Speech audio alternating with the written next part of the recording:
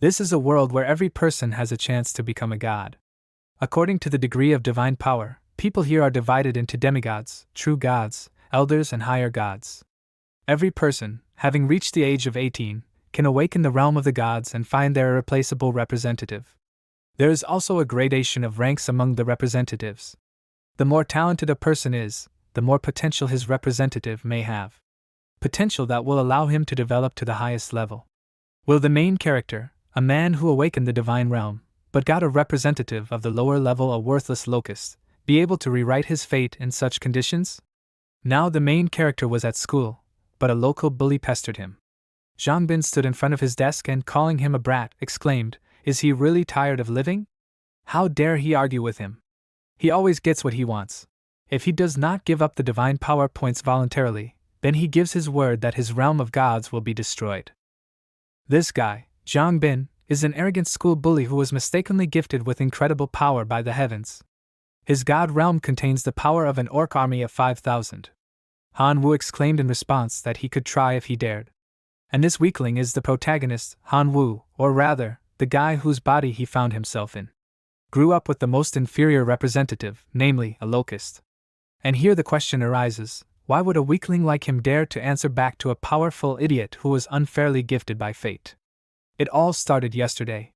He came to this wonderful world where anyone can become a god, only yesterday. Only when he came here, he found himself in the body of a pathetic spineless scumbag who, on his 18th birthday, awakened the god realm with a locust representative. When he visited his grandfather in the hospital, he said that his parents were lost in the chaotic sea of stars of the Imperial Academy. But they should be alive, he was almost certain of it. If we get the chance, he should try to find them. A girl named Qin Shuang also started pestering him, saying that if he was willing to become her slave and feed her thunder gods his locusts every day, she would guarantee that he would be able to graduate from school and get a high school diploma. Let him think carefully about her offer. And the school bully Zhang Bin started extorting 100 points of divine power from him, threatening to destroy his divine realm. Apparently, the difficulty of this game was cranked up to hellish right from the start. His only representatives are locusts, and with that, he won't be able to enter the Imperial Academy, let alone find his parents. He approached the capsule, saying that he needed to deal with this annoying Zhang Bin first. He wasn't going to just stand there and watch him ruin his life. He climbed into the capsule and put on his helmet, thinking that since he was in this world, he should at least try to fix the situation he was in. Simply giving up would be disrespectful to what had brought him here. The system reported that the connection to the god realm had begun. He successfully connected and his eyes widened, seeing green fields and mountains in front of him. He looked down in surprise and saw locusts, wondering if these were his representatives? A bunch of locusts resting on the grass. A status window opened in front of him, displaying information about him and his god realm. He had a unique talent called Heaven's Chosen Son, and he also had the divine ability of accelerating growth and sacrificing life. He currently had 1 divinity point and 0 divine power points. The power of faith is 200,000, the level of the god's sphere is the first.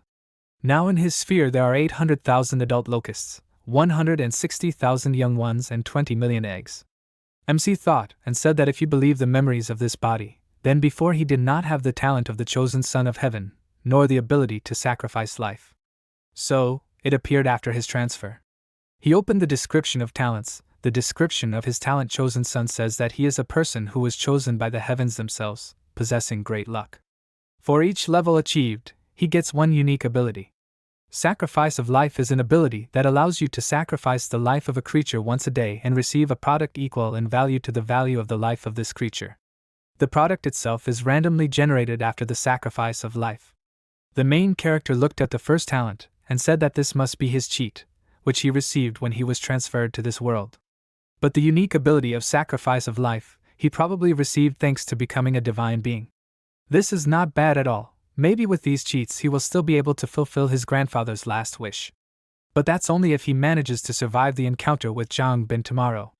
He thoughtfully looked down at the representative description window and saw that the locusts have the talent of reproduction. The degree of faith is fanatics, they obey the orders of their god. There are 3 classifications of believers: devout, fanatics, saints. He can get 1 point of faith per day. Reproduction, 300 individuals per day. The life cycle is 90 days, 15 days egg stage, 15 days juvenile stage, 45 days adult stage, 15 days old stage. And then Han Wu thought, his representatives have the talent of reproduction, their life cycle is 90 days, he can speed up their growth by using the talent of sacrificing life.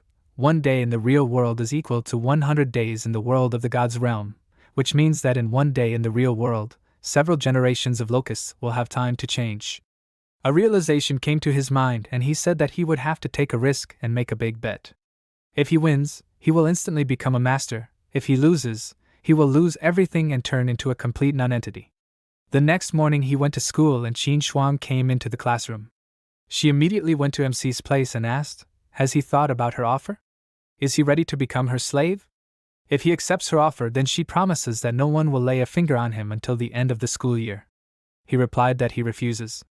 Not expecting this, she exclaimed in surprise, did he even understand what he just said? Without her protection, he would simply be eaten alive. He replied that perhaps she was right, and he would indeed be eaten alive before he could leave here. However, he would still prefer to refuse. Even weaklings like him had some dignity. He really appreciated the fact that she cared about him so much, but he had already made up his mind. If she had nothing else to say, then she could go. She turned around and walked away from his seat in displeasure, and lastly said that he would regret his decision. After that, he sighed heavily and Zhang Bin and his friends immediately approached him, asking if he had asked for the 100 points of divine power in front of him. One of his friends told him not to be stupid, and not to make them strain themselves. The second demanded that he hand over the points quickly, or they would destroy his pathetic god sphere.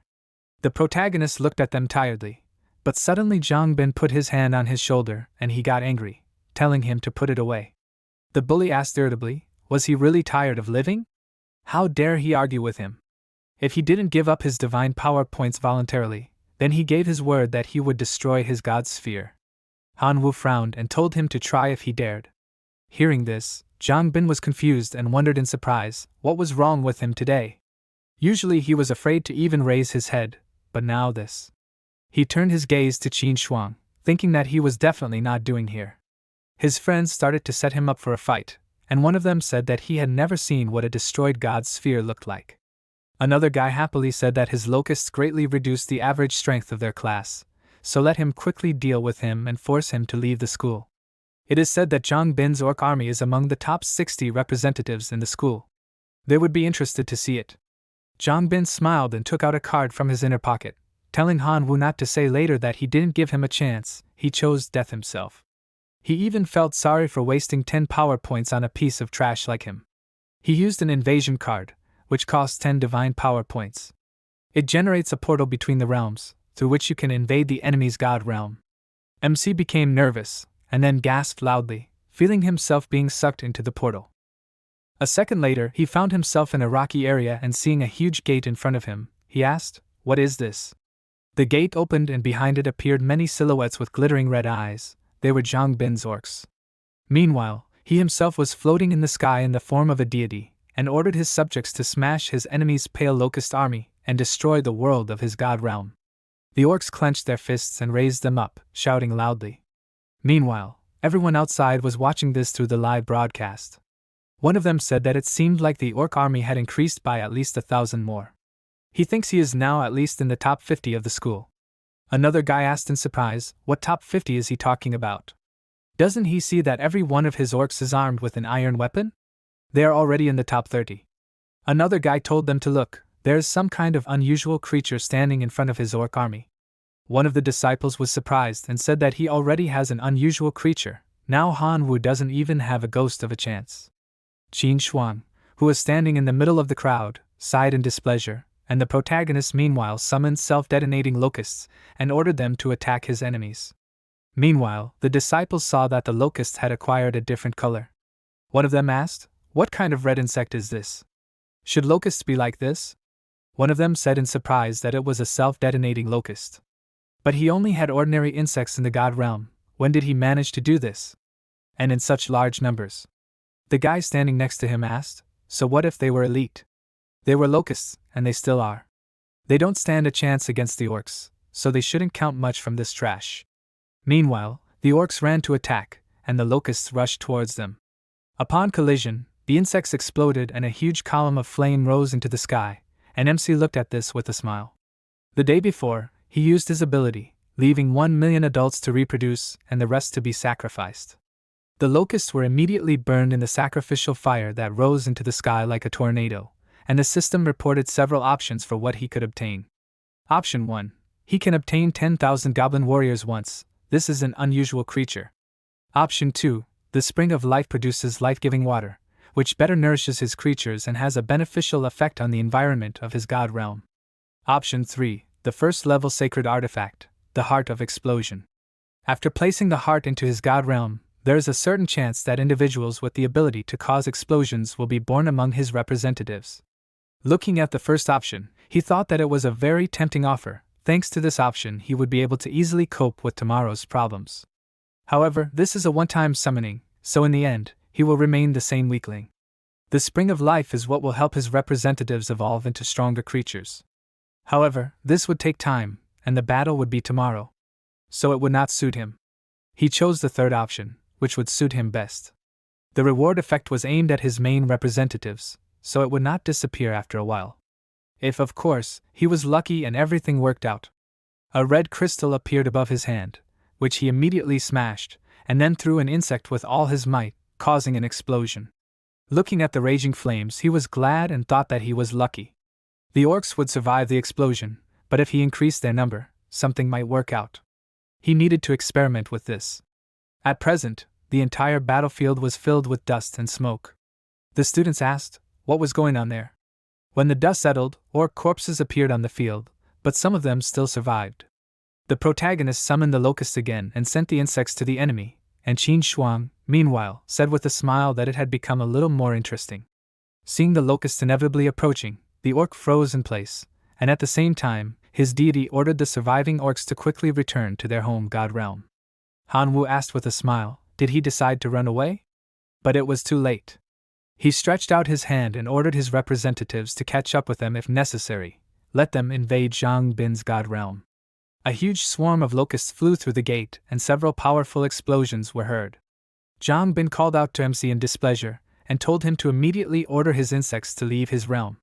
Meanwhile, the locusts blew up the orcs, and Zhang Bin said that he admitted defeat, so let him remove his insects from his domain and leave his orcs alone.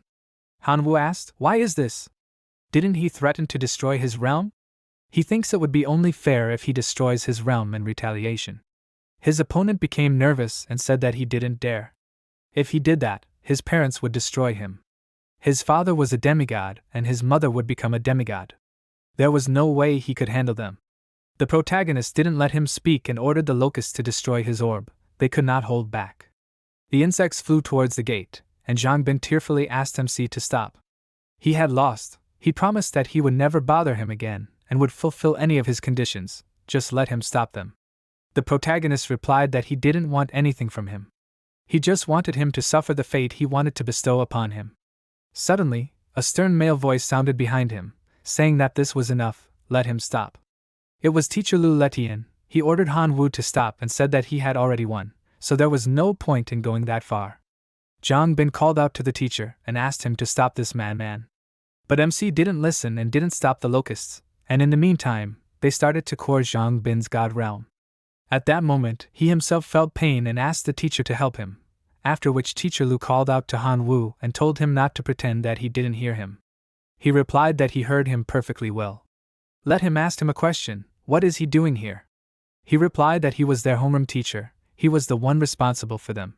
So it was only natural that he decided to stop this madness. MC said that he would ask him another question then. Where was he when Zhang Bin and the others bullied him and extorted god points from him? Why didn't he intervene? Lu Letian thought that he was a real idiot for not understanding this. Would he expose himself for a piece of trash like him? Zhang Bin's parents were demigods. He replied that they would talk about it after he stopped doing this. The protagonist said that he would ask him one last question. If it were him in Zhang Bin's place, would he have intervened in the fight? The teacher was confused and remained silent, and Han Wu, accepting this answer, said that he thought so. His locusts blew up the core inside the god realm and the portal inside began to collapse, and Zhang Bin screamed loudly. Meanwhile, the protagonist turned to the teacher and asked him to leave his domain immediately. The live broadcast ended, and all the students were shocked by what had happened. Zhang Bin, who was sitting on the floor, cursed quietly and said that he really did it. At this moment, the homeroom teacher entered the classroom and ordered Han Wu to come to him immediately. Not seeing him in the classroom, he exclaimed, "Where is that insolent man?" One of the students replied that he seemed to have gone home. The teacher clenched his fist in rage and said that he would definitely get him expelled. Meanwhile, inside the MC God sphere, he stood in the middle of a deserted field and said that it was time to take stock. A system window appeared in front of him, which reported the number of his representatives. Now in his sphere there are 18,019 self-detonating locusts and 4,050,643 ordinary individuals. Looking at this, the protagonist decided that he would have to start breeding individuals. They will still be useful to him. And now he will attach the fragment of the core of the Zhangbin God sphere, which he received after the battle, to his core. A red crystal appeared above his hand and the attachment began, from which the area of his God sphere increased to 260 square kilometers. Fertile lands are 100 square kilometers, mines 20, forests 40, deserts 60 and mountains 40. He also received the core of the second-level divine city, a first-level sacred artifact, the Orc Hammer. He now has 820 orcs and several pieces of iron equipment. Han Wu said that it was not bad, it would be enough for him to last until he graduated. He remembered what his enemy had said about his parents, and thought that he would not be able to cope if two demigods came out against him at once. And judging by Teacher Lu's behavior, the school would not protect him. He would have to rely on his own strength. He decided to exchange the iron hammer, thinking that maybe someone would offer him something more useful in exchange. A second later, a system notification appeared in front of him and he asked, "So fast?" The system reported that someone had responded to his exchange request. He was offered one flame lava crystal. He said that these crystals seemed to increase the representative's resistance to fire. This can also increase the power of the explosion.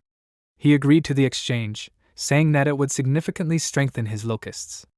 After that, a red crystal floated above him in the air and a new type of locust called magma locusts appeared. The power of faith is 1/5 of a point per day. They reproduce up to 20 individuals per day. The life cycle is 250 days. The protagonist picked up a locust from the ground, then threw it aside and, seeing a powerful explosion, said that now the explosive power of these babies can be compared to the power of some hand grenade. Magma also flies apart from the explosion.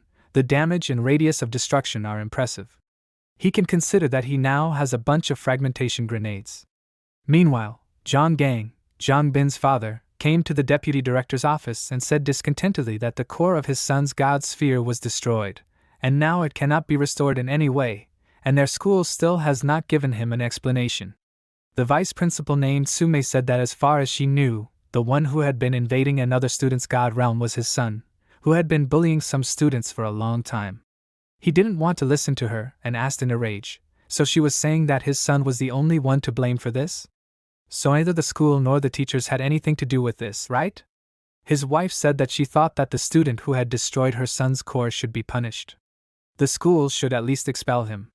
Meanwhile, the protagonist decided to use his growth acceleration skill to make as many magma locusts as possible. But before he could do anything, Vice Principal Su called him and he frowned, thinking that this was to be expected. He answered the call and she said that she needed to talk to him about something. Recently, his classmate Zhang Bin's parents had visited and they had demanded that he be expelled. She recalled their conversation earlier, how the student's mother had furiously demanded that MC be expelled. The deputy replied that, as she had said before, they had already found out that Zhang Bin was the one who had provoked this conflict and had invaded Han Wu's God realm first.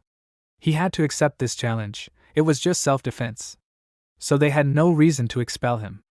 Mrs. Du exclaimed, so their school would continue to cover up for the idiot who had destroyed his own classmate's God realm? Deputy Su calmly replied that she seemed to be missing something. Han Wu had always been an obedient, diligent student, and they had irrefutable evidence of their son's bullying. Mrs. Du told her to stop spouting such nonsense. Let them just say whether they would expel him or not. Su Mei apologized and said that they would not expel him. Zhang Gang said that he could accept the fact that the school would not expel that student. However, as a father, he simply cannot leave things like this. If they do not grant him one small request, then he will no longer worry about the reputation of their school. After telling Han Wu about this conversation, she said that in the end, Zhang Bin's father proposed to send a detachment of 1,000 of his representatives against him. He no longer cares about the result of invading his god realm. He said that this will calm him down. She is sorry, but this is all their school could do. He would not make any big concessions. However, she wants to warn you that even 1,000 representatives of a demigod is a terrifying force. The strength of his representatives is comparable to 50,000 relatively strong representatives of some high school student. Will he be able to handle this? The protagonist thanked her for her help and said that he will come to school tomorrow and settle everything. After ending the call, he said that apparently, one explosive locust will not be enough for him. He will have to speed up a little. After that, he used the sacrifice ability again and took 4,008,000,000 lives. A powerful explosion occurred in his god sphere, after which he was offered 3 options. He can get a first-level sacred artifact of Bloody Demonic Eye.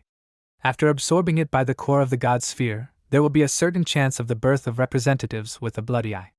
The Bloody Eye improves the wearer's dynamic vision at the sight of blood and enters a berserker state.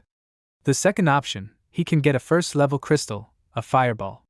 After absorbing the crystal by the core of the god sphere, there will be a certain chance of the birth of representatives who own the initial fireball skill. If a hero-type representative is born, he can master the highest technique of the fireball. The third option, he can get the Emperor of the Wind Sword, a heroic type of representatives of the Wind Sword. After looking through all the options, he said that for so many lives this is very good. He chose the third option, after which an old man appeared in front of him, who was the Emperor of the Wind Sword. He has the skill Whirlwind of the first basic level, Fury of the second level, Storm Slash of the third level, and Iron Sword Style of the fifth level. The last skill is created by himself. It is impossible to estimate. The degree of faith is fanatic. The power of faith is 500,000 points per day. Life expectancy is 800 years. At the moment, he has already lived for 150 years. The Emperor addressed Han Wu as a respected god and said that he needed a sword. He replied that this was no problem, after which he opened a trading network with the thought that because he had been doing nothing but accelerating the reproduction of his locusts for the past 2 days, they began to give him 100 million faith power per day. In the end, it began to gather in 1 point and transform into divine power points. If you take into account the points he received for selling excess lands, it will come to 54 divine power points. In the trading network, he began to examine various weapons and noticed the Whirlwind Sword. The equipment is divided into 4 categories.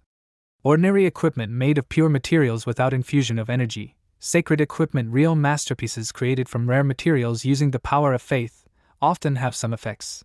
Divine power equipment. In the process of forging this equipment, crystals of divine power were used for tempering. Often this type of equipment has its own soul, which developed on its own. Divine equipment, items that represent the power and authority of the gods. Naturally, only these same gods could master them. He bought sacred equipment, the Sword of the Whirlwind, and then handed it to the old man.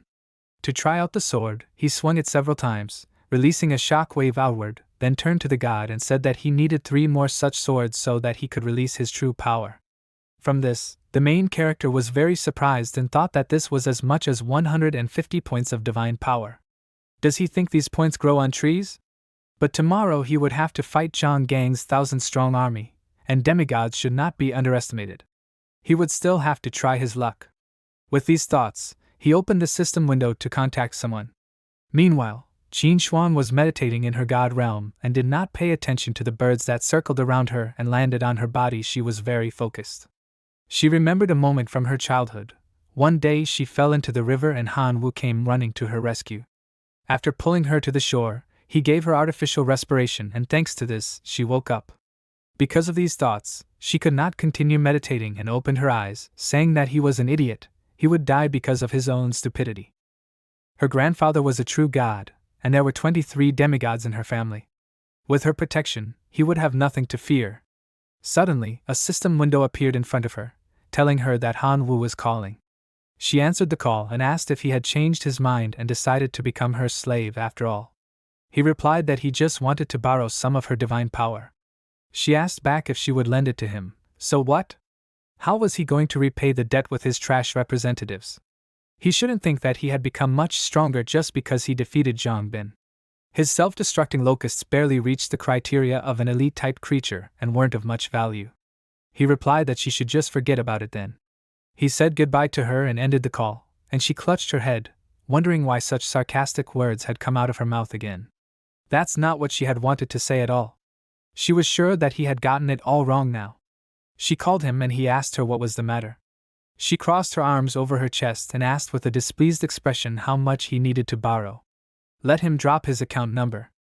After that, the main character bought the missing weapon and the Emperor armed himself with 4 swords at once. MC called out to him with displeasure and said that he spent all his savings on it, and also got into debt. He will have to work it all off. The next day he came to school and his classmates were surprised, asking if he is not afraid that the army of the demigod will trample his sphere of gods.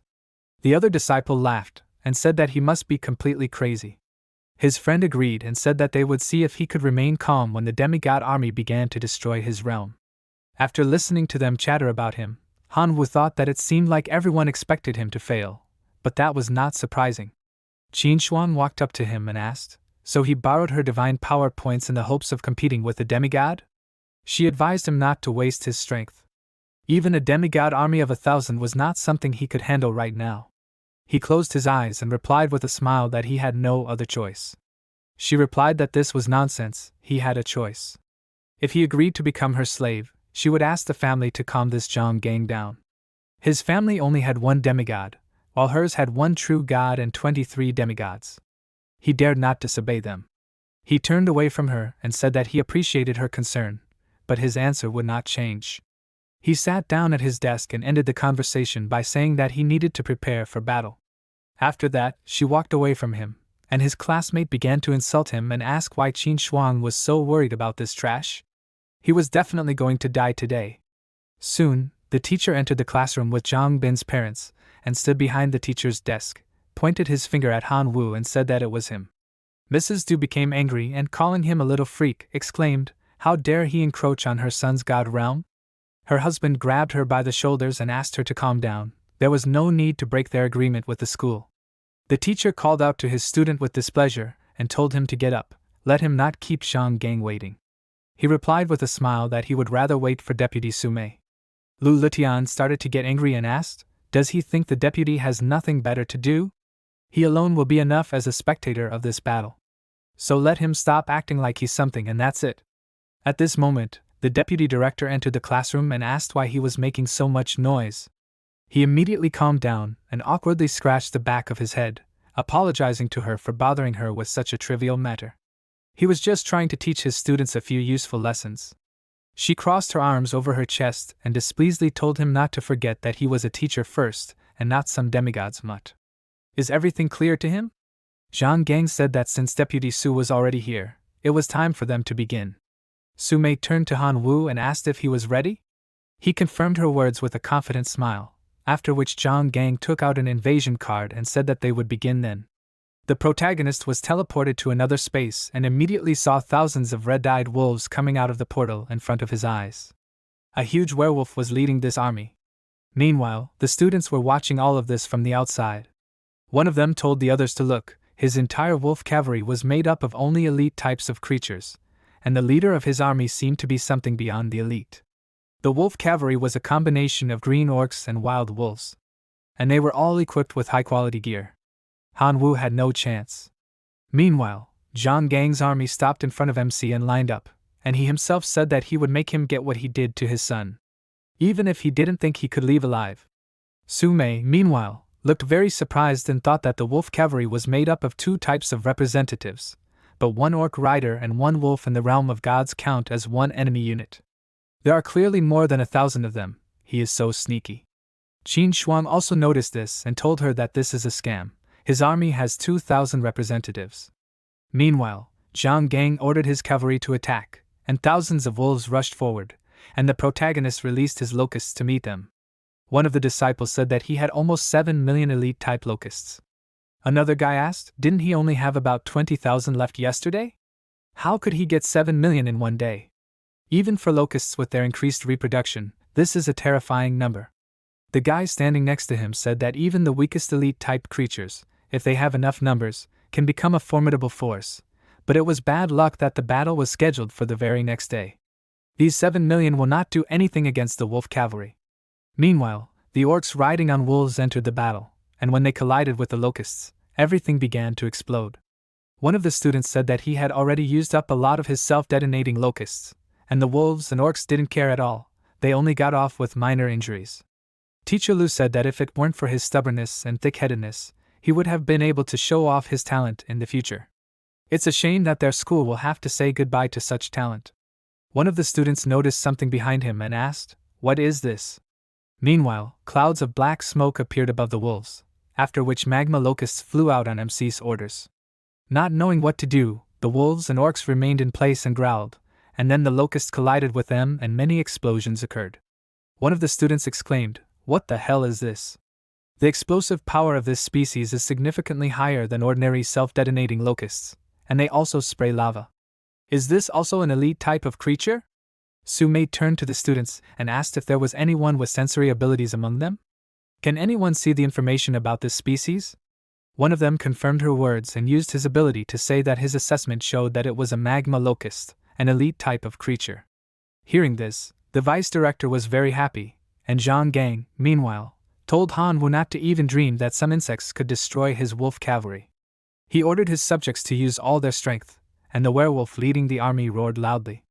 After that, all the wolves began to howl at his command, releasing an icy fog at the enemy, which began to contain the explosions and soon calmed down the fire. One of the disciples said that a demigod is a demigod, he cannot be defeated by such tricks. Even elite types of demigod creatures have a very wide range of skills and abilities. Another disciple said that Han Wu had less than 500,000 self-detonating locusts left, and the magma ones were completely exhausted. Meanwhile, Zhang Gang said that he was showing him what despair was. Once he reached his sphere, he would be kicked out of school. Then he would have no patrons left to protect him from his wrath. His army rushed to attack and he ordered them to destroy his core. Ignoring the protagonist, the wolves ran past him and headed for his sphere. Realizing that this was the end, Su-mei looked down in disappointment, and Qin Shuang turned away. But suddenly, someone told them to look at Han Wu's sphere. There was someone standing there. She immediately returned her attention to the live broadcast. Meanwhile, an old man stood by the huge crystal, meeting the wolf cavalry. He stood confidently in place and did not move, ready to fight. One of the students said that he was holding whirlwind swords in his hands, one of which is worth 50 points of divine power. Another guy said in surprise that this is a whole 200 points. Where did he get so much? He thought Han Wu was an orphan. And what kind of creature is this? Su-mei replied with a smile, "This is a representative of the wind sword race. Such creatures below the elite type are not born." The disciple asked, "Does this change anything?"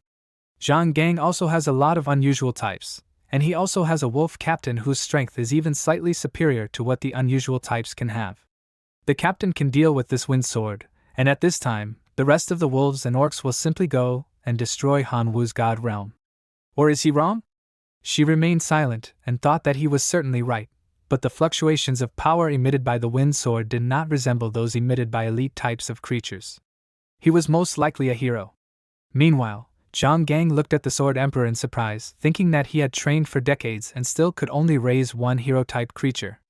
And this brat had already done it now. He was just a high school graduate, how could he have a hero? He ordered his army to capture him, but not kill him. He would take this creature for himself. Let them destroy the boy's core and bring him a hero. The old man's eyes sparkled brightly in the meantime, and he let out a dissatisfied sigh. The orcs riding on wolves had already managed to approach him and screamed loudly, but the Sword Emperor quickly repelled the attack, using the third-level Storm Cut skill. Swinging 2 pairs of hands, he easily killed them with his other skills. Suddenly, one of the orcs screamed loudly, releasing an icy wind from his mouth, from which the Emperor's feet froze. After that, the orc raised his sword up, indicating that it was time to attack, and the wolves headed towards the wind sword. Meanwhile, he raised all 4 hands to the sky and used the iron sword style. A glow began to emanate from his swords, which swirled into a vortex of wind above his head, after which it intensified several times and he attacked, emitting a powerful shockwave from himself. Meanwhile, the disciples were very surprised and one of them said that this was too much. The battlefield became quiet and the old man looked at the corpse of the wolf in front of him. Zhang Gang cursed loudly and ordered the wolf cavalry general to raze this place to the ground. Hearing the order, the werewolf headed towards the core of Han Wu's realm, already preparing to attack, but suddenly the director's voice was heard, asking the demigod if he really thought of breaking his word. Hearing this, Zhang Gang looked up at him in surprise, and then excitedly replied that it was not so, he would not dare. He waved his hand and ordered the wolf cavalry to retreat, and the principal turned his gaze to the student of his school who was being protected by the Sword Emperor, and said that it was not bad. Thus, the battle ended and the protagonist returned to the real world. The vice principal said that he did well, but he shouldn't relax just because he was lucky enough to have a hero life form. Let him not think that heroes are invincible. With his current level, it will be difficult for him to even break into the top 3. He ignored it, and said that he had a small favor to ask of her. She asked what was the matter? He replied with a serious expression that he wanted to change classes. His homeroom teacher was very surprised and nervously waved his hands, saying that he admitted that he hadn't given him much of his time in the past, but that would change from now on. He would do his best to make him one of the best. And naturally, he will make sure that he gets all the resources he needs to develop. Let him give him another chance. He smiled nervously and thought that if he continues to develop at the same pace, he will definitely be able to enter some prestigious academy. Perhaps he will even compete for a place in the top academy. In that case, he, as a teacher, will be generously rewarded. He can't miss such an opportunity. But the protagonist was adamant, and still said that he wanted to change classes. Su Mei frowned with displeasure and replied that he couldn't just change classes like that, because there were many school rules. However, if he really wanted to, he could try to pass the test that the school itself prepared. If he passed it, he would be able to transfer to another class. He immediately agreed to this, after which Qin Shuang abruptly stood up from her seat and told the deputy that she also wanted to change classes and was ready to take the test. Lu Letian became nervous and said that if she was not satisfied with something in her studies, she could tell him, her teacher. There was no need to act so rashly, they could talk about it after class. She replied that she had no complaints, she just wanted to change classes. A guy named Zhang Xiaolong, who was sitting next to her, raised his hand and said that he would also like to apply. The teacher called up to him with displeasure and exclaimed that he was the class monitor. Why did he suddenly decide to change classes? He replied that he was grateful to him for all these years of teaching, but he had good reasons for doing so. He looked at Qin Shuang with a loving gaze and thought that he would follow her, and one day she would definitely be his. The vice principal said that they would have everything ready by tomorrow. She walked to the exit and asked teacher Lu to follow her. Time passed, the sun was already beginning to set. Han Wu went outside and Qin Shuang followed him, asking where he got the heroic-type creature from. He replied that it had nothing to do with her. She exclaimed that it was not so, he owed her 150 points of divine power, and if he could not return them, he would become her slave. Therefore, she had the right to know where he got the hero from. He said that he would repay her, he could even give her 5 points as interest right now. But he would not tell her anything about the hero, that was not how it worked. After these words, he moved to his god sphere and she, looking at the portal that appeared, cursed loudly. Meanwhile, MC was already inside and looked at how many representatives he had. He had 1 billion ordinary locusts, 1 million self-detonating ones, and 30,000 magma ones. He said that he would not be able to gather a large army in a couple of days, tomorrow's test would be difficult for him. The Sword Emperor appeared in front of him, and said that the white wolves and riders hid in the mines of their world. Should he get rid of them? He frowned, thinking that he knew that some of the wolf Valeria did not have time to escape with Zhang Gang and hid somewhere in his divine realm. They cannot be left alive, they may start to destroy his other representatives. However, it would be a waste to simply kill them. He ordered him to capture them, but not kill them, he needed them alive. Hearing the order, he went to search, and after 2 hours he dragged them to his god. After looking at them, he decided to sacrifice 24 wolves and 1 billion ordinary locusts, after which a tornado swirled around him. The system gave him 3 options to choose from: an alpha mechanism, a level 1 artifact, a smelting furnace blueprint, which allows you to create a large furnace capable of producing sacred-type equipment. And he also got 3 observation towers, which provides visibility and prevents sudden attacks by the enemy. MC said that the alpha mechanism is of course good. But will he be able to control it through his brainless locust? And a furnace, how will the locusts make anything in them? An observation tower, what will he even be able to see from such a small height? Among the 3 options, there is not a single one worthwhile. He remembered that he had a couple of 100 orcs left, which he received after defeating Zhang Bin, and he wondered what they were doing now. Widening his eyes, he activated the falcon eye and saw what the orcs were doing now. They were digging ore and building a city, and seeing that the deity was watching them, they thanked him for giving them a wonderful life. After that, Han Wu remembered that after the victory, he ordered them to mine the clan and said that apparently this clan was originally predisposed to mining ore and creating something, and Zhang Bin spat on all this and made ordinary warriors out of them. He continued to observe and said that they really did have a talent for this. Perhaps he could turn them into equipment manufacturers, then the furnace might come in handy. He put the structure in front of them and said that he would give them a smelting furnace, and hoped that they would live up to his expectations. The orcs were very happy and exclaimed that God had given them a furnace, they would not let him down. Meanwhile, the teachers of the school called a meeting. Teacher Lu Letian turned to his colleagues and said that he thought they all already knew that the school was going to hold tests for promotion to another class for Han Wu, Qin Shuang, and Zhang Xiaolong. The school entrusted them with preparing the tests. What do they think about this? One of the teachers asked. What is there to think about?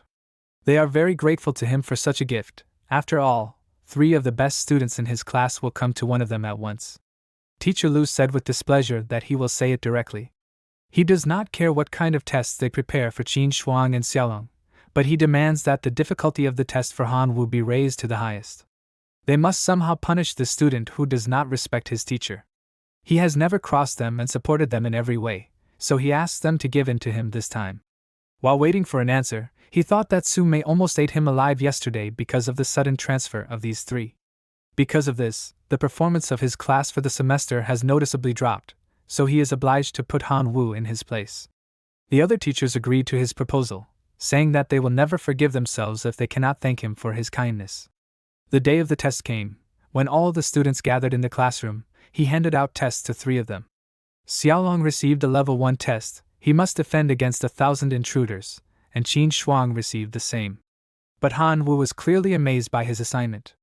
In order to move to another class, he must defend against 10,000 intruders. This is a level 10 test. Su Mei asked the teacher if he didn't think he was too biased towards the student. He replied that this was the decision of all the teachers, not his personal decision. The protagonist said that everything was fine, the teacher just wanted him to demonstrate his abilities to the new teacher. He stepped aside and his homeroom teacher displeasedly told him not to be so self-confident. Qin Shuang approached her old friend and said that her offer still stood. If he agreed to become her slave, no one else in the school would dare to bully him. He thanked her for her concern and said that they would see each other after the tests. She frowned with displeasure and said that he was ungrateful. Xiaolong meanwhile smirked and mentally told Han Wu that he was an idiot. He was digging his own grave. Soon the test began. An army of goblins appeared in the protagonist's god realm, and the students who were watching this asked, "Can they see it?" Han Wu's difficulty is much higher than those 2. Another student asked, who asked him to anger the teacher? Now he is paying for his pride. MC meanwhile cursed loudly and began to curse Teacher Lu, saying that there are red goblins with excellent fire resistance, and there are so many of them. Lu Letian meanwhile smirked and said that it was his own fault for turning his back on him. An army with 10,000 red goblins will simply sweep away his locusts and quickly reach his core. One of the observers of the battle congratulated him on his victory in advance, and he replied that this was not a victory, but a useful lesson. There can be no enmity between teachers and students. Han Wu will soon understand this himself. Su Mei, without taking her eyes off the screen with concern, encouraged Han Wu, and in the meantime, he ordered his army to attack. Seeing this, the goblins touched their chests, igniting fire in their hands, and then swung them, throwing fireballs. Upon collision, the fireballs began to explode and Han Wu thought that ordinary locusts did not affect them at all. Realizing this, he ordered the self-detonating locusts to join the battle and the goblins were frightened, seeing the insects quickly approaching them. After this, many explosions occurred, which killed 400 red goblins. At this time, Xiaolong and Qin Shuang came out of the capsules and one of the students told the others to look. They had already completed their tests. Qin Shuang went to the deputy, and she told her that it seemed like Han Wu would have a hard time this time. She thought that she knew it. In the end, locusts are still locusts, trash among other representatives. No matter how hard he pumped them, they still can't compare to the others. Meanwhile, the magma locust entered the battle. He was able to kill 3,000 red goblins with shrapnel explosions, but the rest were already at his core. One of the disciples said that this time he was definitely finished. Even his hero couldn't handle 6,000 red goblins at once. Qin Shuang became worried and said that this was some kind of madness. The red goblins were going to destroy his divine core. Sumei contacted MC and told him to just admit defeat. There was nothing shameful in it, he fought with dignity. She was sure that he would be able to master this test with time. He confidently replied that he had already made his decision, and she couldn't dissuade him. He would fight until his last representative. Besides, he hadn't lost yet. At this time, the Sword Emperor used his storm slash and swung his sword several times, releasing a shockwave. But the monsters screamed loudly in response and raised their hands to the sky, releasing many streams of flame and directed them straight at the old man. Many explosions occurred, and one of the disciples said that even a hero has a hard time. Let them just look at this. Han Wu is definitely finished. The emperor found himself under incessant fire, and it was difficult for him to resist. Seeing this, Teacher Lu was happy and said that this would be his last lesson for him. Let him remember this well, because soon he will be left without his divine sphere. The guy standing next to him, surprised, told him to look at the screen. Meanwhile, an army of orcs arrived on the battlefield, which was determined. One of them raised an axe up and shouted that they would protect their god. Seeing them, the goblins were very scared, after which the main orc ordered to kill them and his brothers rushed into battle. One of the students asked in surprise, "Is this Zhang Bin's orcs by any chance?" The guy next to him asked, "Where did he get such talent from? At this rate, he will be in the top 10 by the end of the year." At this time, the orcs finally dealt with all the goblins and Han Wu was very happy, saying that they tried hard. Qin Shuang and the vice principal were happy about his victory, and Teacher Lu gritted his teeth and cursed. After that, different teachers began to call the 3 students to their classes. One of them called out to Qin Shuang and asked her to transfer to his class. He would provide her with all the necessary resources to quickly cultivate her thunder gods. Another teacher turned to Xiaolong and said that he had a secret technique for cultivating demonic representatives. He would get it if he transferred to his class. Another teacher turned to Han Wu, asking him to transfer to his class, and said that he would provide him with a very formidable army of orcs. Xiaolong ignored them and turned his gaze to his lover, thinking that where she goes, he will go too. Han Wu turned to Vice Chief Su and asked if he could find out why his test was harder than the others. She replied that all the teachers were working together to set the difficulty of the tests. Apparently, there were more of those who thought this level of difficulty was right. The protagonist grinned and asked, "Is that so? Can he see the list of those who voted?" She handed him the decision of the Teachers' Council, and the teachers who voted to increase the difficulty realized that Han Wu would not choose them now and began to curse Lu Letian. Finding those who voted against, Han Wu thanked them for it and asked if he could find out what to expect from transferring to their classes. One of them said that today he had clearly demonstrated his ability to strengthen orc creatures to them, so he decided that if he joined his class, he would provide him with an orc army of at least 10,000 individuals. With such a formidable army, he would be among the top 10 of their school in no time. After this, he might even think about entering a good academy. The second teacher named Tianwen said that he believed that the main thing for each of them was to improve and strengthen their main representatives. He had several special methods at hand that could be useful for improving insectoid types. If he joined his class, he would help him achieve the emergence of all types of locusts. Hearing this, MC immediately made a decision and said that he would like to join his class. After him, Qin Shuang wanted to join his class, and then Xiaolong also wanted to join. Tianwen was very happy and thought that at this rate, he would become the best teacher this year. 3 talented students at once decided to transfer to his class. It couldn't be better. He handed them the building cards and said that they were small gifts. Han Wu got the 2nd-level building card, the Hive. It occupies 1 square kilometer and produces 1 million insects per year. Effect: takes over all the effects that he applied to his other insectoid representatives. The protagonist was delighted and thought that this card was literally made for him. If he places the Hive in his god sphere, the insects born will immediately receive the effects of the explosion heart and the fiery lava crystal.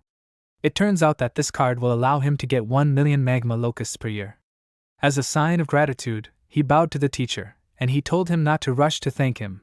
Let him show his gratitude better through good results. After that, Sumei turned to the other teachers and said that she thought that this could end their tests for today. However, she wanted to remind him that there would be important exams in a week, the success of which would determine the ratio of resources distributed among the classes. Let them prepare their students well. After some time, Han Wu was already in his god realm. Currently, in his realm, there were 2,040,000 common locusts, 5,000 self-detonating locusts, 300 magma locusts, 52 red orc blacksmiths, and one representative of the heroic life formed the Wind Sword Emperor. Looking at this, he said that it looked sad. He was afraid that if he had to take the exam tomorrow, he would end up at the very bottom of the school rankings. He urgently needed to multiply the magma locusts as much as possible and improve the other types. He finally noticed that some red orcs had appeared in his realm, and he suddenly rose into the air, deciding that he had to see it with his own eyes. He flew to the place where the red orc was right now and saw the description of this creature. This is an elite type of creature that evolved from ordinary orcs after a bloody battle. The creature has a talent for forging and fiery blood. The level of faith is fanatic, it gives 20,000 faith power per day. Reproduction, 1 individual per year. The life cycle is 80 years, 5 of which are infancy, 10 years of youth, 55 years of maturity, and 10 years of old age. The talent for forging increases the level of understanding in the field of blacksmithing, and fiery blood significantly increases resistance to high temperatures and facilitates the development of skills related to the attribute of fire. After reading the description, MC thought, so the orcs themselves were able to evolve into an elite type of creatures. This is simply amazing. It would be great if they became its main representatives. In that case, he could use the growth acceleration ability on them and significantly increase their numbers. 4 days later, he finally waited for the ordinary locusts to breed to 7,300,000,000 individuals and said that this should be enough. It was time to begin his favorite sacrifice. Having swirled the locusts in a fiery tornado, he sacrificed their lives and received a reward for this. Having quickly glanced at the proposed options, he was very happy. The first option gives him a sacred broken artifact of the second level, the Law of Gluttony. The main representatives of the divine realm receive the ability of gluttony. As soon as the energy they consume increases by 10,000 times, they evolve into creatures of the type above.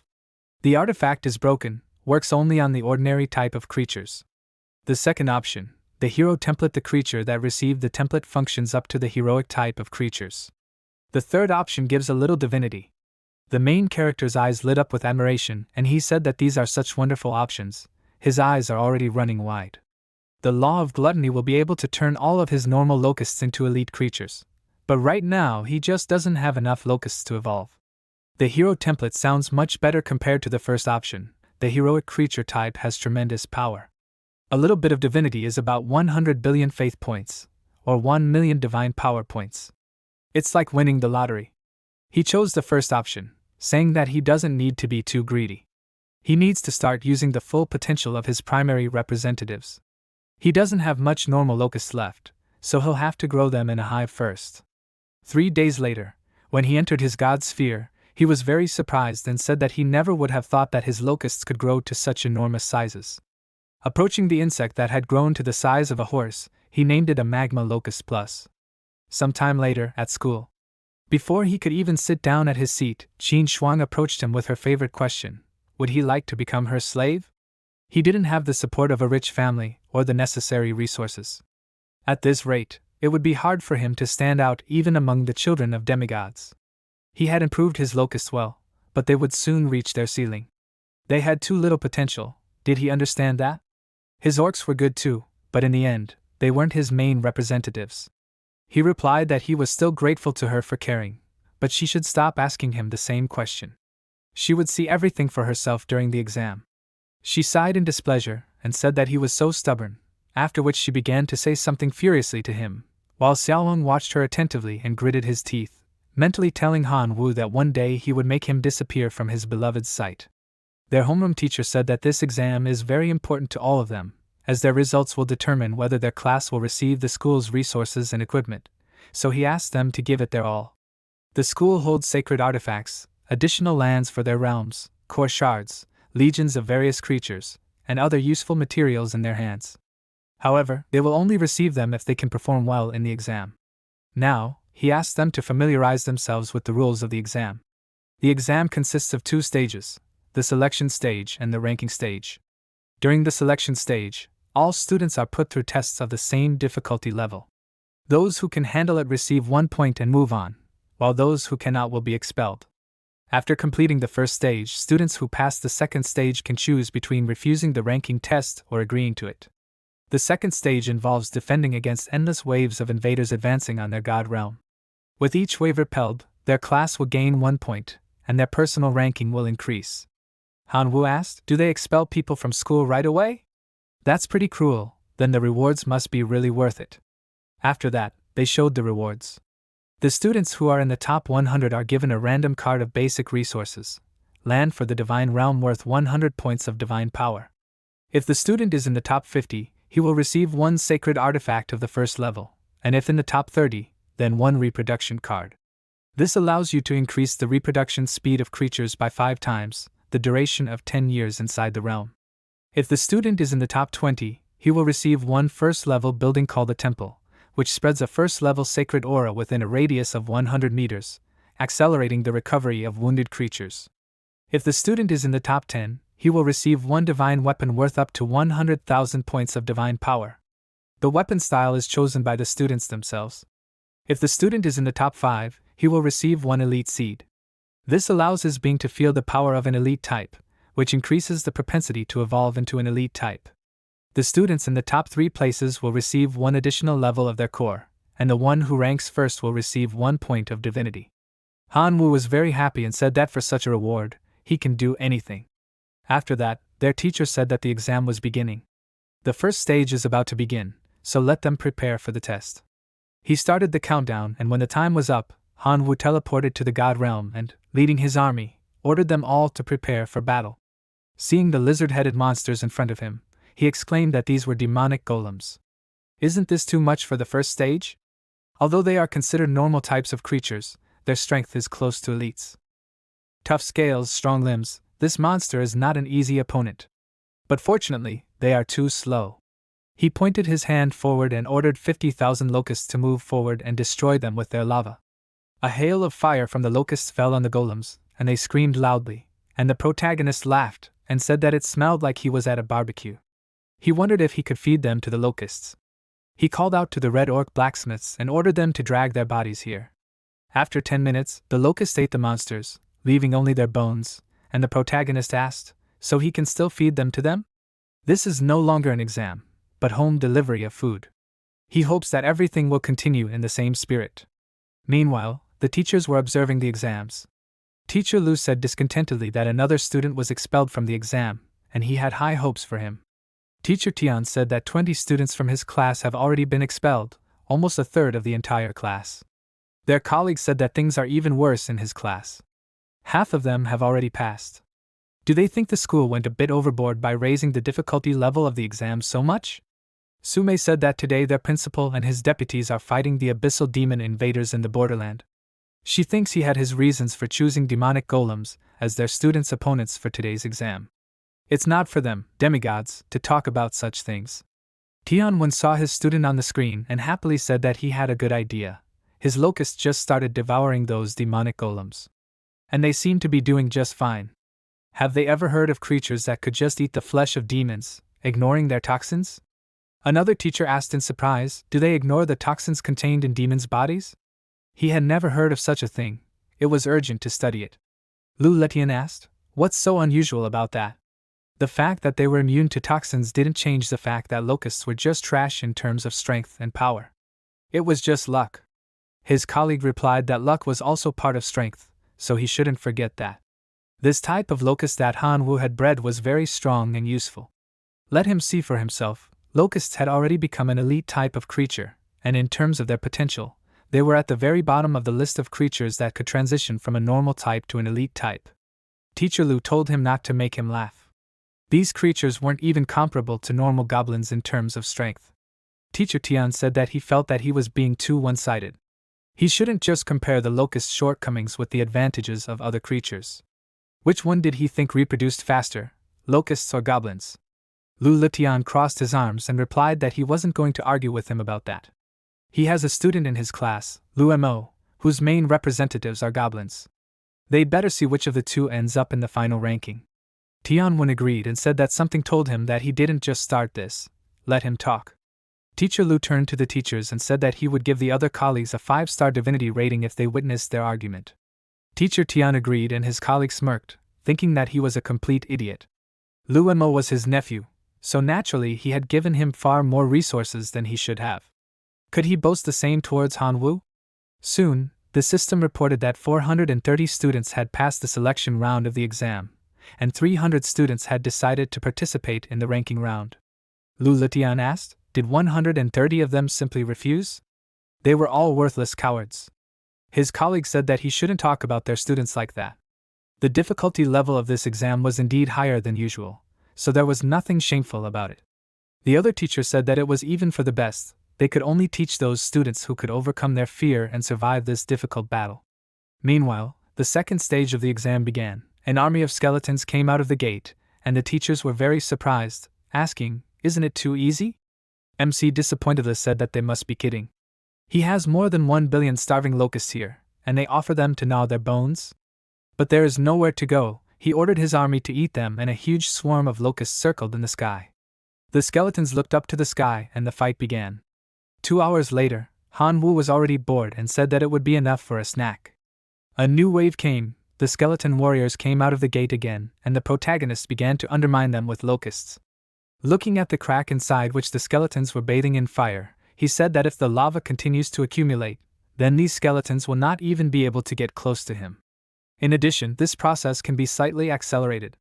He called out to the red orcs and ordered them to pour molten metal from the great smelter over them. They obeyed his order and walked up to the very edge of the crack, starting to pour hot metal from the barrels. Looking at the blazing fire below, the protagonist said that this was great. Now the skeletons would die immediately after they emerged from the portal. He didn't even have to do anything, he was so smart. One of the teachers asked in surprise how he came up with this. Tianwen proudly replied that it was all about proper training. Teacher Lu asked him with displeasure if he had relaxed too much.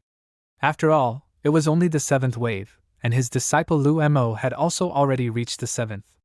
Meanwhile, Lu Mo stood in his sphere and looked at the enemy skeletons along with his goblin army. Behind him were 13 first-level ballista towers, 9 first-level lightning towers, and 12 fireball towers. The teachers looked at this and exclaimed in surprise. How much did he spend on all this? Lu Litian wondered who else among them, idiots, had invested as much of their students' resources? That's right, no one. Lu Mo simply had to take first place in this exam. Suddenly, one of the teachers told the others to look at Qin Shuang's sphere, and he immediately turned his gaze to the screen. In her sphere there was a flock of elite thunder gods, consisting of 300,000 individuals, and 100 ordinary wood giants. The only structures in her sphere were 100 lightning towers. The teacher said that the daughter of the Qin family was very strong. Before, he thought that she was in the top 3 in the school, but now it seemed that she was the best. Another teacher agreed with him, and said that it was useless to even compare her with others. Their colleague said that even he, a demigod, did not have as many creatures in his arsenal as she did. Lu Litian became angry because of this and began to curse Han Wu in his mind. Soon the 10th wave ended. There were 18 surviving students left. The next wave will be radically different from all the previous ones, so they need to be prepared for anything. The students prepared themselves, and from the gate into their spheres, a single monster entered. One of the teachers exclaimed in surprise that this was a hero-type creature. A bone collector appeared in front of the students, who had the skills of manipulating bones and fusing bones. As soon as he took his first steps in the sphere, he immediately found the bones and lifted them with magic, after which he took out a staff and began to spin it in the air, connecting the bones and turning them into the skeleton of a monster. The collector waved both hands and ordered the monster to go forward and kill them all, after which the bone giant rushed to attack. He slammed his hand on the ground, slapping the students' army, and then stomped his foot, causing an explosion. The teachers were worried and said that not even 3 minutes had passed, and already 8 students had dropped out. This was too difficult for them. Teacher Lu said that something was wrong. Why was the bone giant in the Han Wu realm so small? He obviously cheated somehow.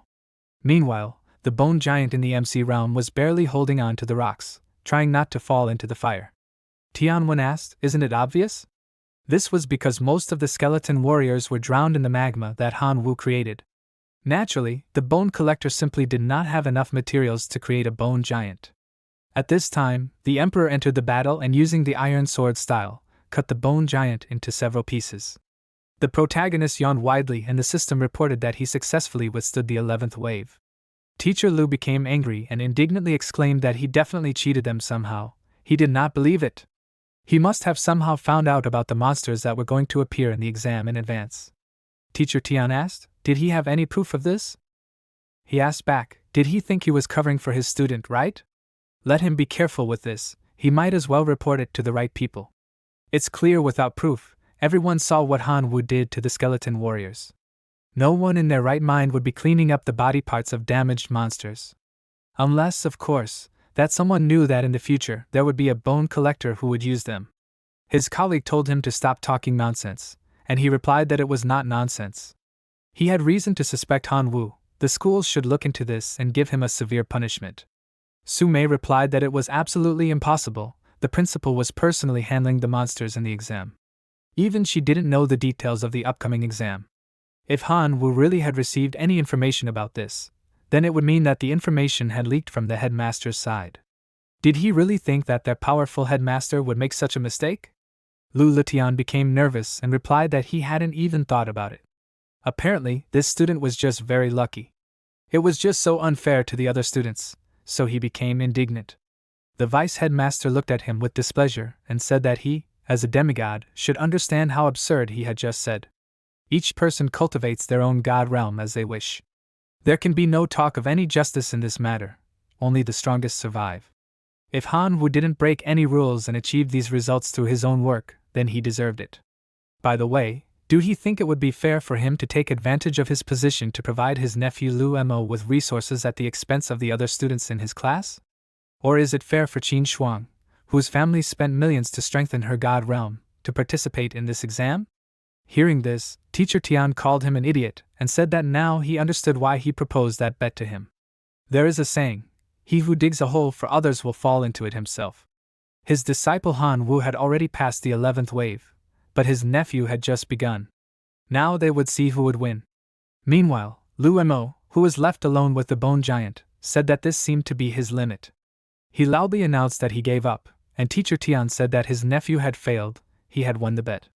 He wouldn't back out in front of so many witnesses, right? Where are his 5 divinity points? Lu Letian handed him a card and told him not to spend the points yet. He would definitely return them soon. An hour later, the 13th wave passed. 3 students remained, Han Wu, Qin Shuang, and Huang Fei. One of the teachers looked at the table and said that now they just had to figure out who would take what place. When the 14th wave came and an army of skeletons appeared in front of Huang Fei, he raised his hand and said that he surrendered.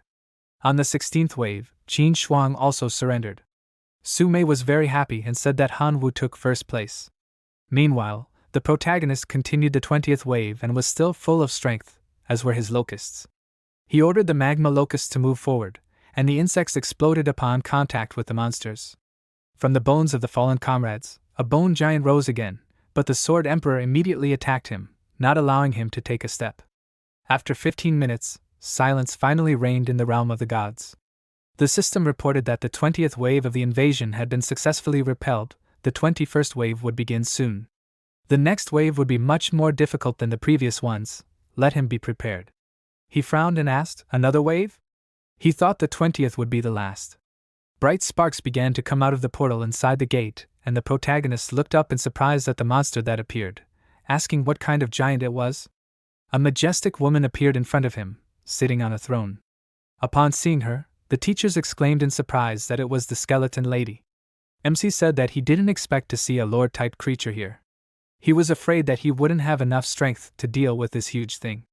He raised his hand and said that he gave up, which surprised the skeleton lady very much.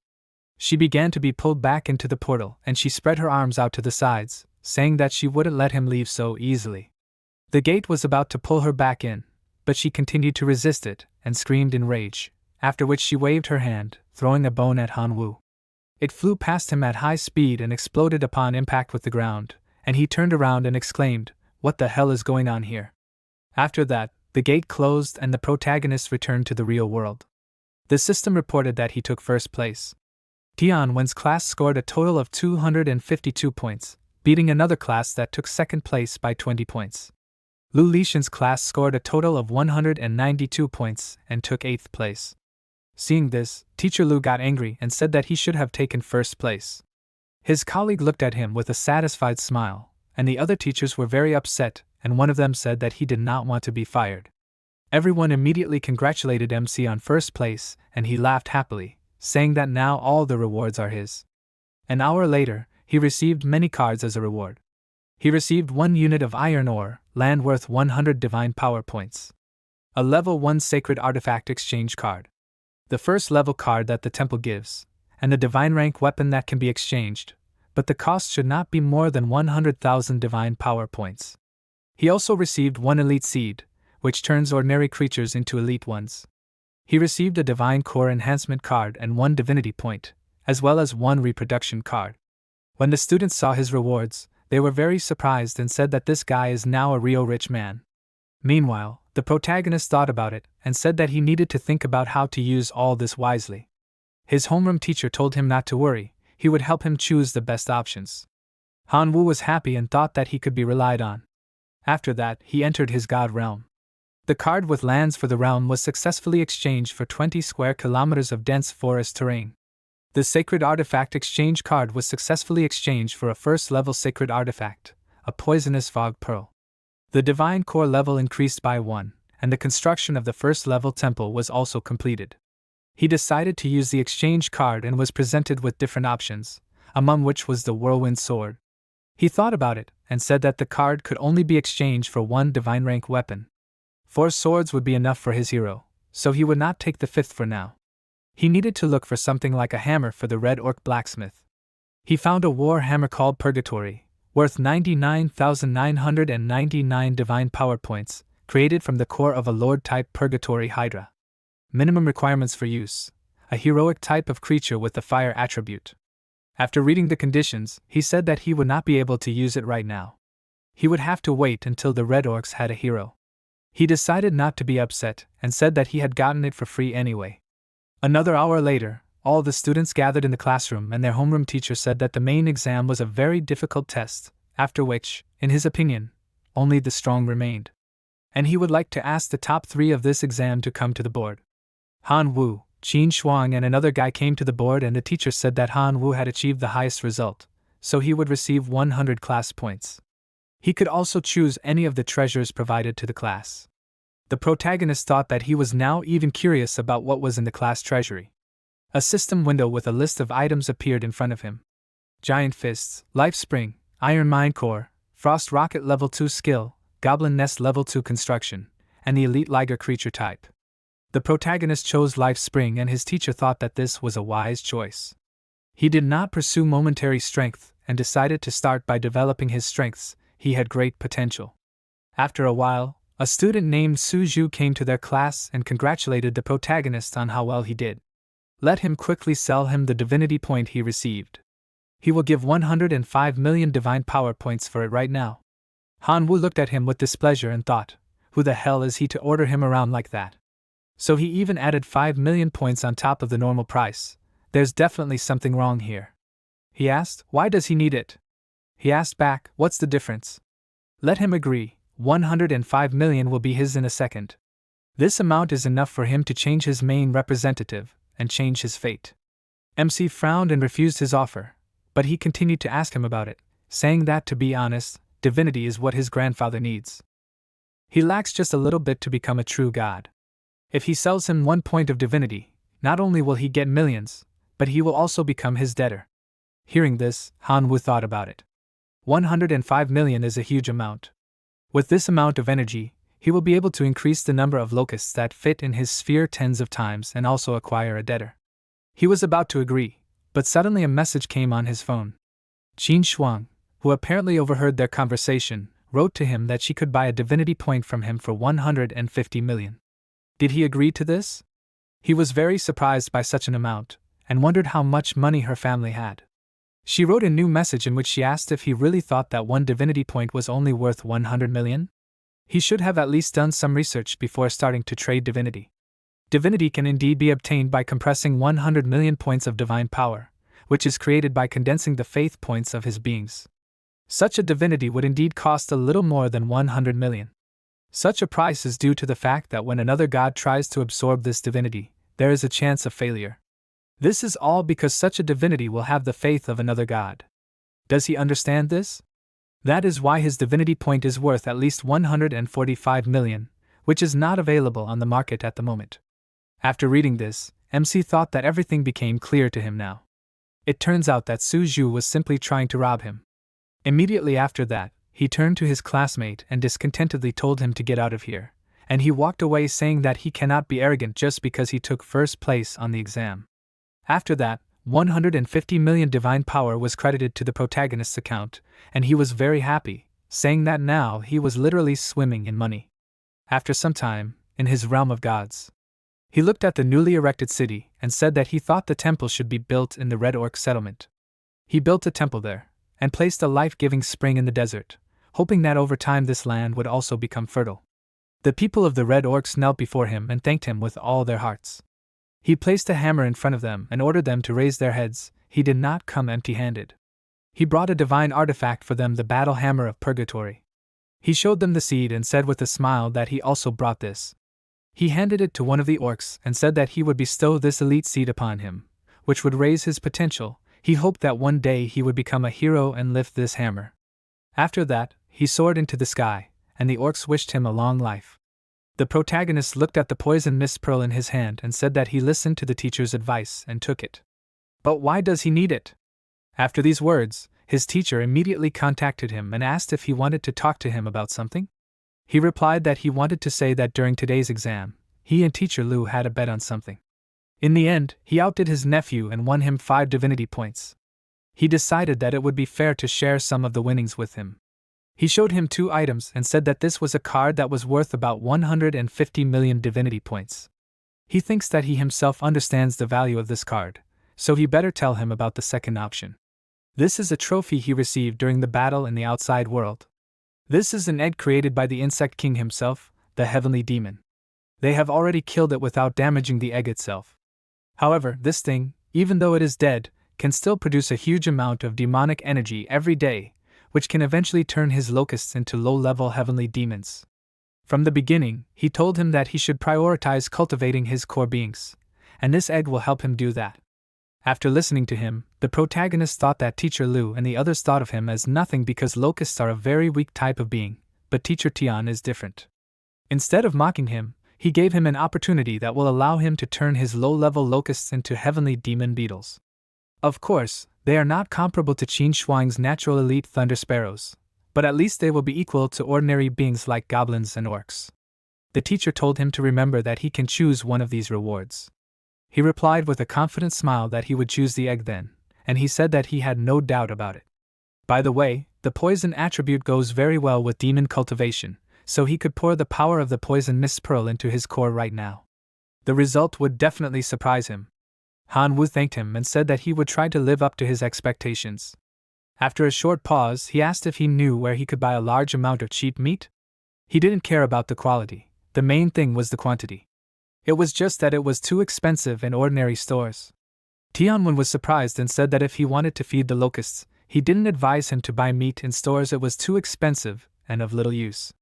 The director had recently taken part in a battle with an abyssal demon.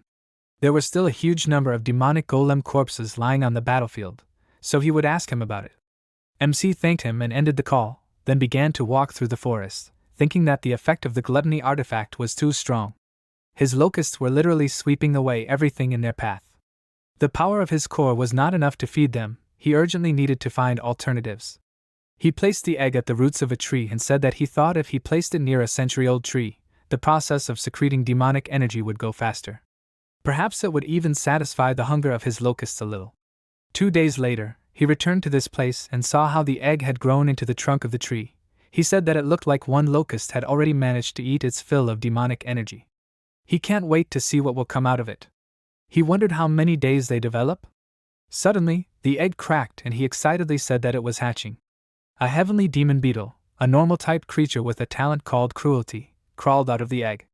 The degree of faith fanatic gives 1 point of faith power per day. The life cycle is 200 days, 30 of which are the larval stage, 150 days the adult stage, and 20 old. The main character was delighted and said that it was hard for him to believe that this was an ordinary type. This beetle was 100 times stronger than his locust. But there was no breeding point. Apparently, beetle demons would only appear after absorbing the energy of the egg. If he understood correctly, then the energy released by the egg in one day would be enough to transform 200,000 locusts. Noticing that the insect had sharply doubled in size, he said that apparently the effect worked on them too. It turns out that the transformation of beetle demons into an elite form would not take much time. He decided that now it was time for him to use the pearl of poisonous fog and threw it into the air, after which the color of the insect changed, and he exclaimed in surprise, the creature had already become elite? This is a poisonous demon bull beetle. Meanwhile, the school principal looked at the huge pile of corpses in front of him in shock and wondered, how did this happen? And what should he do with this mountain of demon corpses now? Even if he manages to seal them inside card, sooner or later the divine power of it will run out, and a huge pile of corpses will once again pour out into the world, poisoning the environment. Suddenly Teacher Tian called him and asked, is he on some business? He awkwardly greeted him and apologized for distracting him, but he had one question. One of his disciples would like to buy the corpses of the abyss demons from him. He asked in surprise, why does he need the corpses? He replied that he was going to use the corpses as food for his creatures. Its main representative is Locust, which at the main exam already demonstrated to them that it can eat the corpses of demons without any consequences. The principal asked, is this by any chance the genius who defeated the demigod a couple of days ago? He never thought that his Locust could be so useful. It was a pity that the Locusts simply wouldn't survive in the abyss. They could have saved their divine power points and simply released his creatures right onto the scene. He handed the card to the teacher and said that there were 1,000,000 demon corpses inside, and that he should pass it on to him and say that there was no need to pay. The next day, Tianwen called him again and awkwardly said that he wanted to tell him that yesterday's demon corpses had already run out, and his student asked if he could arrange a regular supply of these corpses for him. The director was very surprised by this, and the teacher, seeing his reaction, said that he had told him that it would be too impudent of him. The director didn't let him finish and asked him to wait, after which he cleared his throat and said that he should pass it on to him, that it was a one-time action. Now they were talking about a regular supply. He can't throw his divine power points around like that, so for every 100 corpses, he'll have to give him 10,000 divine power points. 5 minutes later, the teacher called him again and told him that his student agreed and said that he wanted to start with 1,000,000 divine power points. A few days later, the locusts multiplied again and MC thought that the time had come. He sacrificed billions of lives, after which the system gave him 3 options to choose from. By choosing the first option, he can get 5 giant warriors, an elite type of creatures. The second option, 3rd level skill crystals, poisonous explosion. After fusing the crystal with its core, its creatures can master the basic technique of poisonous explosion. Also, heroic types of creatures can master this technique, raising it to the ultimate technique of poisonous explosion. The third option, disintegration mechanism. This allows you to split matter and extract pure energy. The protagonist was happy and said that these are pretty good options for sacrificing 12 billion elite creatures. Even the first option doesn't seem that bad to him. Everyone knows that giant warriors are a very formidable force. Even from one such giant, you can get at least 10 million points of divine power. Despite this, he decided to carefully study the other options and said that poisonous explosion is a perfect match for his bug demons and poisonous fog artifacts. However, right now, his 3rd level core simply won't be able to accommodate this crystal, so the second option is useless to him at the moment.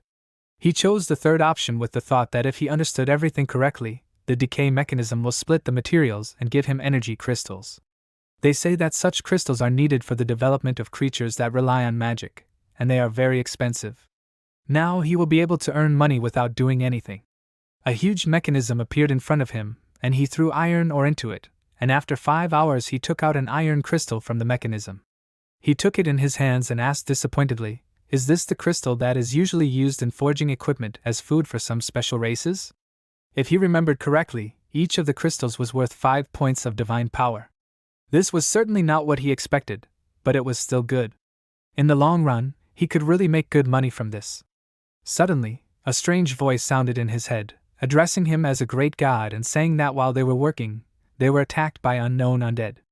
3 of their workers were injured, and their leader, armed with the hammer he had given them, was trying to hold off the enemy alone.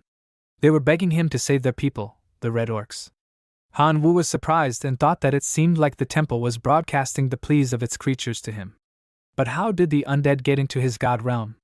He frowned, using the Hawkeye skill, and then saw that the Red Orc was fighting a skeleton. Taking a closer look, he wondered why the skeleton was giving off the aura of the monster from the exam.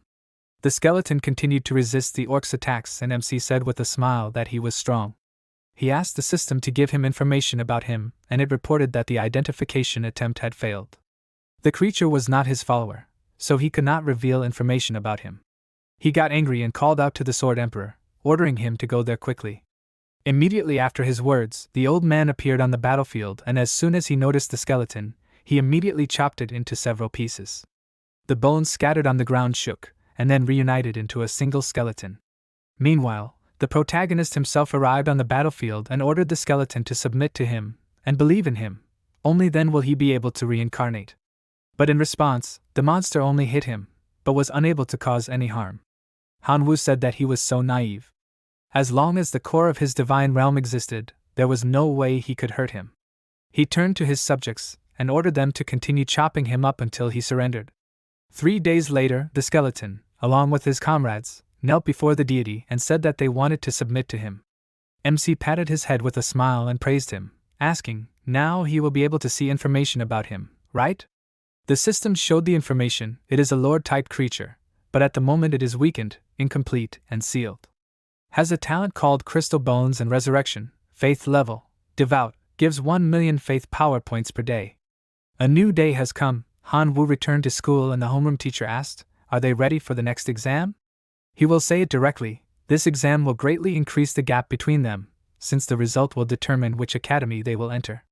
MC began to listen to him more carefully, and thought that before his death, his grandfather asked him to find his parents in the chaotic sea of stars of the Imperial Academy. From all appearances, this academy is one of the best educational institutions in this world. Tianwen said that this time their test will be in Dimension C793826, the Abyss of Demons. They will receive the details of the exam immediately after they are transported there. They have his hour to prepare, so let them spend this time usefully. One of the students said that in the Abyss, everything is said to be shrouded in a demonic aura. There was a good chance that the creatures they sent would be infected with that aura and turn into uncontrollable demons. No one but demons and undead could last longer than an hour there. He had also heard that there were crazy undead wandering around there that would attack any living creature. Who even thought of holding an exam there? Another student asked if anyone had a demonic representative. He wouldn't mind working with that person as a partner. Xiaolong was very happy and thought that this was perfect for him. It was his time to shine. He would see how Hanwoo would get out of this. Suddenly, an unfamiliar number called him, and he walked out of the classroom after answering the call. Teacher Lu greeted him, and he asked in surprise if he wanted something from him. He replied that he wanted him to help him get rid of a certain person. Xiaolong asked if he was talking about Hanwoo. He didn't even have to continue, he had been planning to do that himself. Lu Litian said that it was not for nothing that he considered him his best disciple. If he did not fail, he could count on a good reward. He pointed his finger at the creature card and said that for now he could take this small gift. He was sure that it would help him a lot in the exam. As a gift from him, Xiaolong received a demon dragon and exclaimed, "This is an elite type of creature that is not inferior in strength to heroic ones." Soon the exam began and everyone arrived in the Abyss of Demons. The conditions of the exam. First, the student can choose his incarnation and summon creatures. However, if his divine appearance dies, then the student himself will die. Secondly, they can only summon their creatures once a day. The number of summoned representatives is 100. Thirdly, the final ranking of the student will be based on the points earned on the exam tasks. The tasks themselves are listed below. The first task is to destroy the skeleton camp. A huge camp of demon golems has appeared in the Valley of Demons. Let them get rid of 90% of the demon army and destroy the banner of their camp. Hint: there are 8 to 10,000 creatures in the demon camp. Types of inhabited creatures: normal and elite. As a reward for the task, they will receive 60 points and 1 random sacred artifact of the first level. MC did not read the second task and the system asked him to choose in which incarnation of his creature he wants to appear in this dimension.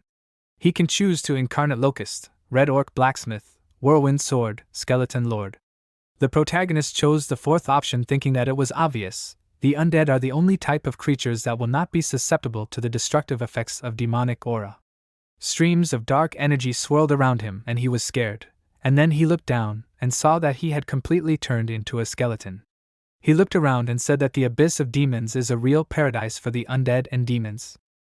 He pointed his finger forward and summoned 100 locusts, but they were immediately swallowed by the demonic aura. Hanwoo said that he thought so. Ordinary locusts simply would not survive here, but it was worth a try. He summoned his new demonic insects and said that he was counting on them. Moving forward through the abyss, they came across demonic fruits and he pointed his finger at them, telling the insects to collect them. While they were busy doing this, he suddenly felt someone's presence behind him and turned around to see the undead slowly walking towards them. He prepared for battle and said that he was just about to test the power of the skeleton lord. After 10 minutes, a huge pile of corpses had accumulated behind him, and he crossed his arms over his chest, saying that they were weak. At this time, his insects returned to him along with the fruits, and he said that they had collected so many things, and the system only rated it at 20 points. But he definitely doesn't intend to fight demigods for 100 points, he doesn't think he has a chance against them. Let's decide that he needs even more fruits, he ordered the insects to focus on collecting. A day later, he looked at the thick deck of cards in his hand and laughed, saying that he had cleared out all the trees with demonic fruits. Now no one would be able to complete the 49th task without his help. A plan matured in his head and he wrote in the class chat, asking if anyone wanted to buy from him 100 demonic fruits needed to complete the 49th task. He agreed to an exchange. One of the students wrote that this was a real scam. How was this even allowed? Another student asked him what he even understood about this. It was just profitable, he would take one fruit. Now he was ready to pay 50 points of divine power. Another student said that he would also take and pay 50 points. Teacher Tian warned that they could only trade and exchange resources that they had mined in this dimension. After 3 warnings, they would be disqualified.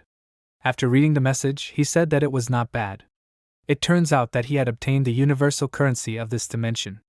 Meanwhile, Xiaolong also read the chat and said with a smirk that he was an idiot, he didn't even have to look for him. This time, he would definitely finish him off. Taking on a demonic form, he and his pack of wolves began to wait for him. A few hours later, Han Wu noticed that everyone around him was rising in the rankings on the list. His representatives were too weak to fight strong monsters. But if he didn't start taking difficult tasks, he would very quickly end up at the bottom of the rankings. What should he do? Just then, a squad of skeletons appeared behind him. They looked up in surprise, and then the main one with bright eyes screamed. Han Wu walked up to them, surrounding himself with an aura of dark magic. He didn't know if he could subdue the local undead with the incarnation of the skeleton lord, but it was worth a try. They turned around and tensed up when he asked if they recognized him. The entire squad immediately fell to their knees and bowed. Each monster was an ordinary skeleton. They have strong bones, a strong degree of faith, giving 500 faith power per day. Han Wu was very surprised. What, it really worked. Before he could even say anything, he already had a small devout squad of skeleton warriors. He told his followers to stand up and lead him to their camp. They raised their heads and looked at him. An hour later, Han Wu stood in a dark, scary place. An entire army bowed to him, and at their head was a huge skeleton on a giant wolf. This is an elite-type skeleton knight. Talents are iron bones and summoning undead. Strong faith, gives 50,000 faith power per day. The protagonist was shocked. He happily thought that now he has a real army of the undead. The skeleton knight told his lord that he was once a member of the First Legion of Skeletons. However, after the battle with the demonic golems, his squad had to separate from the main army of skeletons. He had to establish his own camp there. The golem invasions are becoming more and more violent, so he had to send his warriors to squeak demonic fruits that can strengthen their bodies. Han Wu thought, if they are now his followers, then it really would not hurt to somehow strengthen them. The next day, Han Wu was in 178th place and continued to descend. He realized that there is no point in postponing any longer. In front of him stood a giant wolf and a skeleton knight who knelt down. Han Wu handed him a demonic fruit. He said that he would give him the fruits he had managed to collect. He should distribute it himself among his squad members. 10 minutes later, an army of evil skeletons stood in front of him. He said that their target was the lair of the demonic golems. Now they were starting. They walked forward among the rocks. Han Wu thought. The quest said that there were 8 to 10,000 creatures in the demon camp.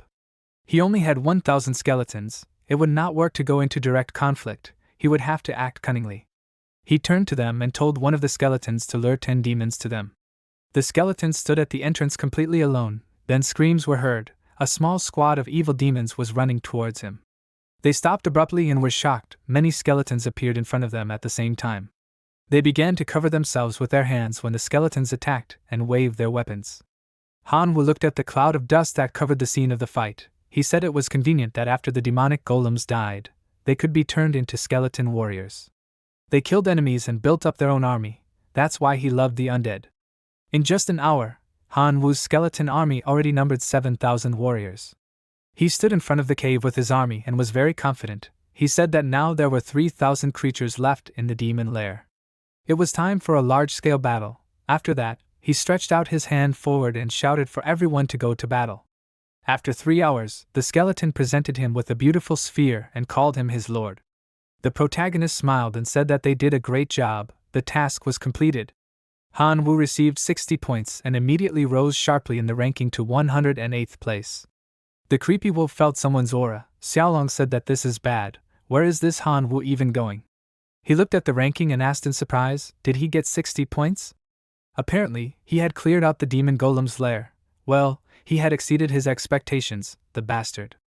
But that was his last achievement in life, because he was going to die soon.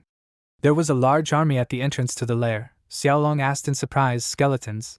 Did he secretly acquire 10 skeleton warriors?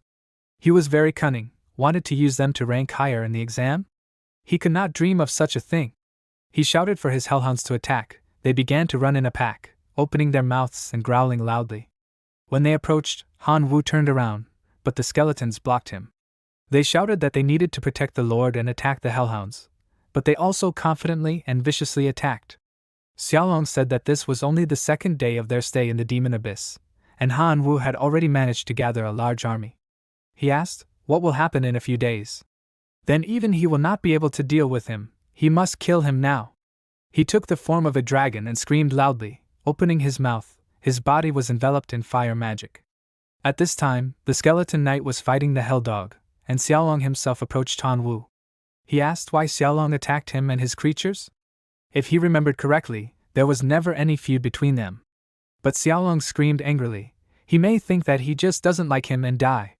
After that, he began to scream loudly, waving his claws, and Han Wu tried to resist the shockwave of his scream. Suddenly, a claw touched him and the excited skeletons began to call out to him. Xiaolong thought that he had already killed Han Wu and flew away, saying that he would not waste time on trash like them. The angry skeletons bared their teeth and growled, and Han Wu woke up and clutched his chest. He said, it's lucky that the skeleton lord has the talent of resurrection. He ordered the skeletons not to stand still and gather all their troops. They are leaving. The protagonist frowned angrily and said that Xiaolong had decided his own fate. Their next meeting would result in his death. He, a scoundrel. After a while, Xiaolong looked at the rankings and asked, why is Han Wu still not on the list of those eliminated? He looked at the system panel in shock and screamed, this is terrible, he is not dead? He flew up and screamed that he will still kill him, even if he has to waste his precious time. When he came to his lair among the rocks, he saw emptiness. Then he ordered the demonic dogs to start searching immediately, not to miss a single undead. At this time, Han Wu stood in front of his army and raised a brightly shining crystal. He said that he would bestow them with a stone crystal. He thought that due to Xiaolong's sudden attack, he only had 5,000 skeleton warriors left. They needed to be strengthened urgently. It seemed that he would need a lot more stone crystals. His skeletons began to shine, leveling up. Han Wu looked at the system panel and said, besides, his ranking is not very good. With this result, he will never be able to enter the Imperial Academy. His task was to clear the lair of fallen demons. As a reward he would receive 80 points, a level 2 skill crystal, a chained fireball. He said that fallen demons are the main inhabitants of the demon abyss dimension, but other than toxic fumes and some cunning, they have nothing. If they were rated at 80 points, then there should be at least 1 million of them in the lair. Well, this is excellent fodder for expanding the undead army. He told his army that they will go to the lair of fallen demons. 2 months later, the teachers gathered in the meeting room to discuss. The first teacher said that a student from his class, Huan Fei, was able to make an army of 100,000 demon goblins. He has earned 3,200 points in total and has firmly established himself in first place in the ranking of participants, which has met his expectations. As for second place, it is currently occupied by Lu Mo, who was also able to find a way to evolve his goblins into demonic ones. At the moment, he has 3,010 points. If he puts in some effort, he might even be able to compete for first place. The second teacher asked, by the way, how is teacher Tianwen's student Han Wu doing? He took first place in the exam, but now he is nowhere to be seen. Teacher Lu said displeasedly that he warned him, this guy took first place just because of luck. In his class, he was always at the very bottom, and suddenly blinded teacher Tianwen mistook him for a treasure. He turned around and said that he asks you not to forget that he is a teacher. Such words are unacceptable towards students. Mr. Liu asked, what is he doing wrong? This guy is a waste of time and resources of their school. The other disciples would become much stronger if they received the first place awards from the last exam. He thought, it was hard to say whether this boy would come out of the test alive. Teacher Tianwen bared his teeth and said, if he was so sure of it, then they would make another bet. He would bet that Han Wu would take first place again in this exam. Teacher Liu asked, what would the bets be? He decided to bet 10 divinity points. Would that be okay? He clenched his fists resolutely and said that he didn't have 10 points now. He could bet something of equal value. If teacher Tianwen agreed, then the bet would be valid. He decided to bet his level 3 divine healing. Tianwen said that they had agreed, but he wanted to say that Han Wu had recently taken on a task of 80 points. He felt that it would soon be completed. Everyone knew that only tasks that could be considered practically impossible for a high school student were valued at 80 points. If he can do this, he will ensure an invitation to a prestigious academy. His place in the rankings will not matter. Demon Abyss, Dimension C79386, the lair of fallen demons. Originally 1,000,000 demons lived in the lair, but by now there are about 100,000 left. Han Wu looked at the huge arena, standing on a cliff in front of his army. His strategy was working. Now he has over 900,000 skeleton warriors under his command. The time has come. He ordered the monsters to charge, and they began to roar angrily and jump off the cliff. The skeleton knight immediately attacked several demons. They screamed. The wounded demons looked warily at the skeleton. He asked why they didn't just surrender and hope for the mercy of their lord. 20 minutes later, Han Wu happily stood on the cliff with a huge skeleton flag. He and the skeletons shouted victory. The skeletons used the spell Divide, and the energy of the dead demons reached out to their hands.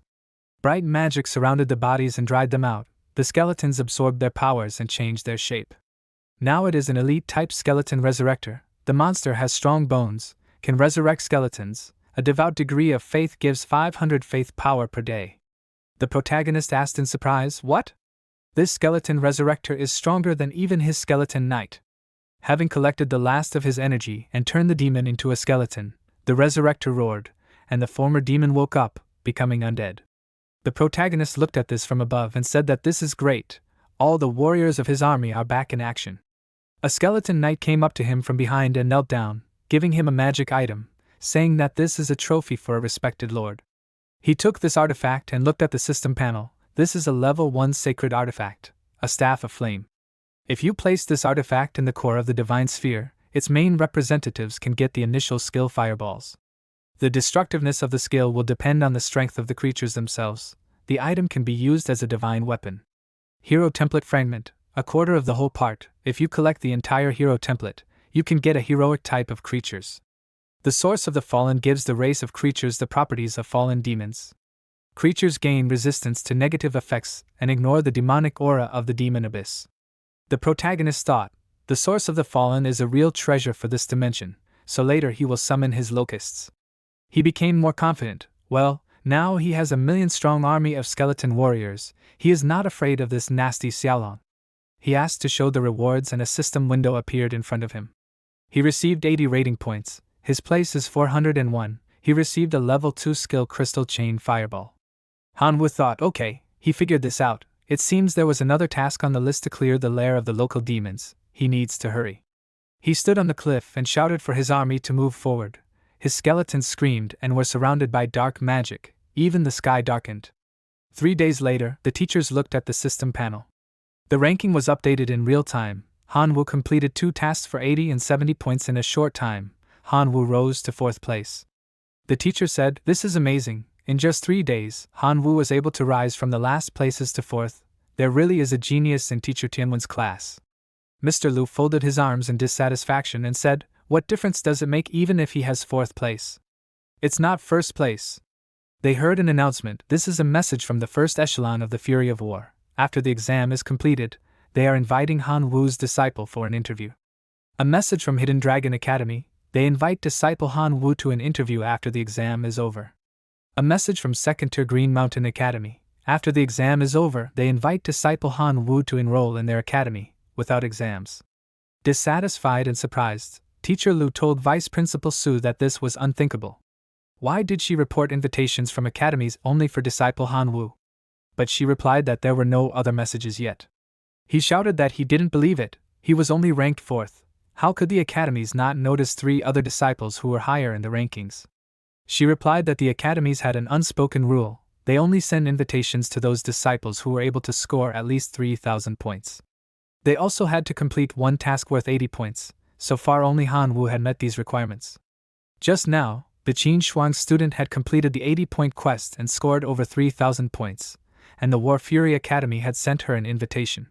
He smiled and thought, he didn't care about these invitations, as long as Han Wu didn't take first place. He contacted Xiaolong and said that the Tianmen class only had 3 quests left, he had to get ahead of Han Wu and complete all of these quests before him, and not let him get ahead. He heard him and replied that he understood everything, he thought he could complete the 90-point quest before him. The protagonist stood on a cliff and looked at the system window with a list of impossible quests. The 100-point quest was to destroy the followers of the Dark Frog demigod. The 90-point quest was to destroy the Minotaur demon tribe. Another 90-point quest was to destroy the Dark Forest Ants. He currently has 3,480 points, ranked 3rd, and is 130 points short of first place. He needs to complete at least 2 tasks to win the exam, but it looks very difficult. On the other hand, he can't be considered weak either. 20 million skeleton warriors, 2 heroic creatures, and 190 elites. He has a good chance, well, he'll deal with the demon minotaurs first. There was a huge fire explosion in the demon minotaur tribe's territory. Yang, in his werewolf form, laughed and said it was cool.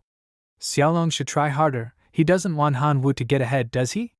He told him to stop talking casually, if he wanted him to win, he wouldn't have teamed up with Yang. A giant minotaur raised its weapon above them and roared. An hour later they were still fighting and were also heavily injured. They were very scared. Xiaolong said that this was a nightmare, they had to run away, otherwise they themselves would be killed. Yang said that he agreed, if they couldn't complete the task even by uniting, then Han Wu definitely wouldn't do it. But then Yang looked up and was shocked, he asked what was this. In front of them stood an army of skeletons of different sizes, with an oppressive and scary aura. He asked where the undead came from, what should they do now? They saw that the Minotaur began to fight the skeletons, they attacked in a huge crowd.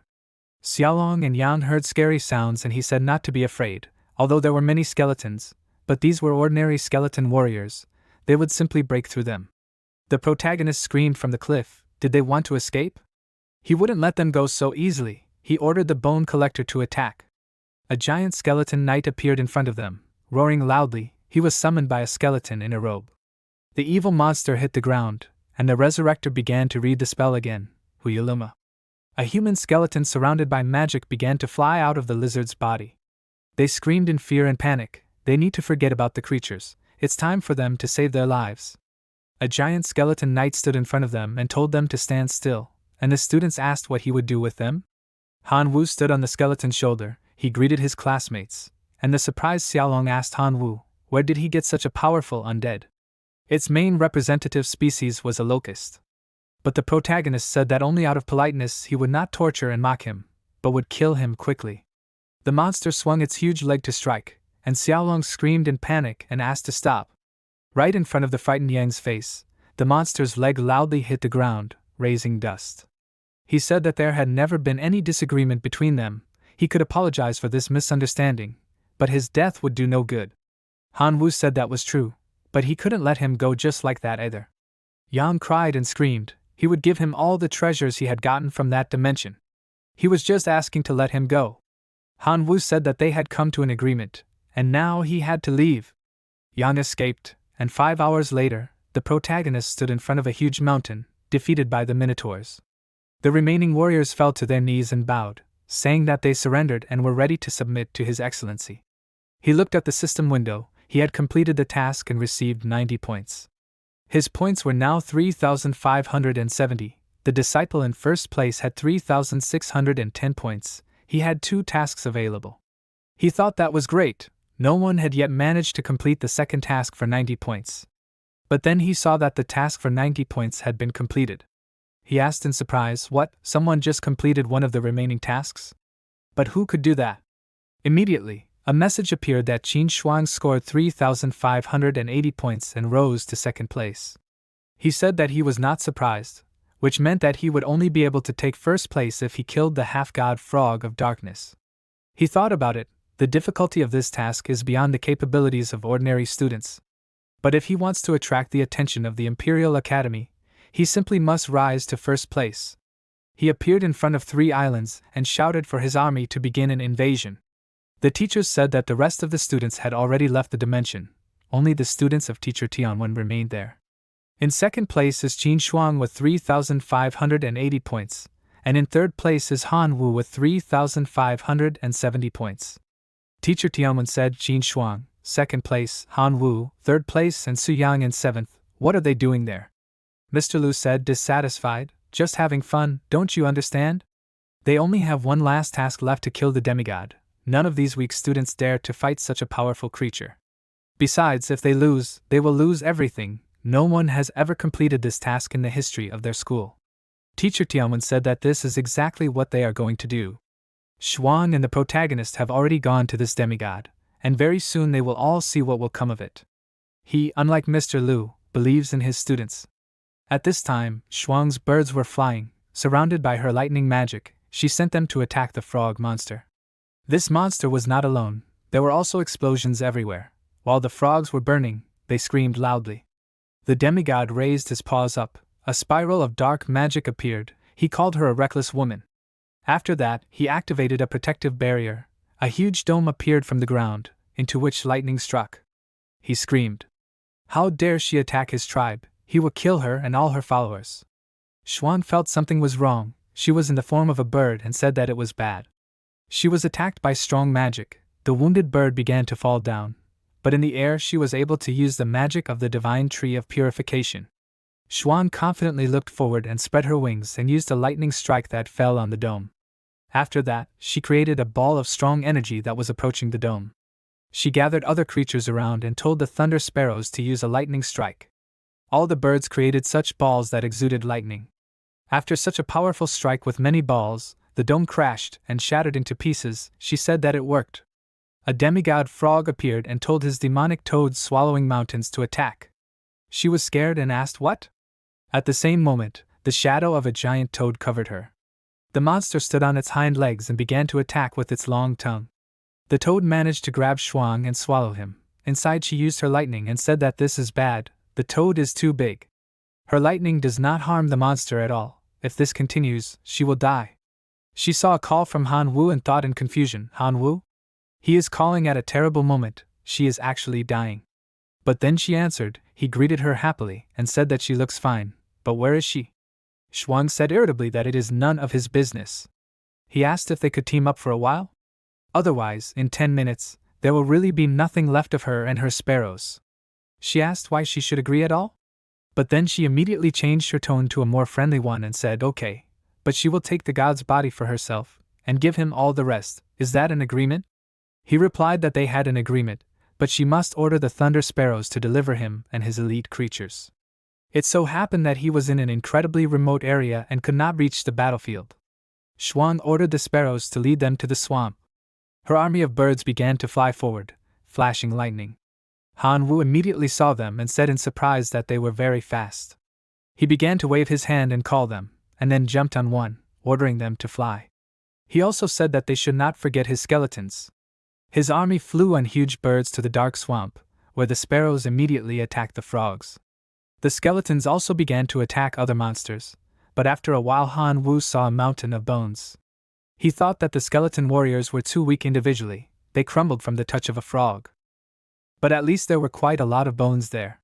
He said that it was time for the bone collector. After that, a resurrector appeared on the mountain of skulls and began to spread his aura. He cast a spell and ordered them to obey the god. Bones shrouded in magical smoke reached out to him. Soon a giant skeleton knight began to rise above the ground. On a swamp path, frogs were sitting in a circle and, raising their hands up, surrounded themselves with a magical protective circle. A skeleton knight broke through to them and began to destroy everything with his feet, raising dust and trees. The protagonist concentrated and ordered the skeleton resurrector, the Minotaur shaman, to attack. A huge bull and a skeleton ran in that direction. The Minotaur powerfully hit the ground with his hammer. The frogs began to fly away from the blow and scream. The resurrector glowed with a dark aura and ordered the dead to come out of the frogs' bodies and unite. Human skeletons flew up from the corpses.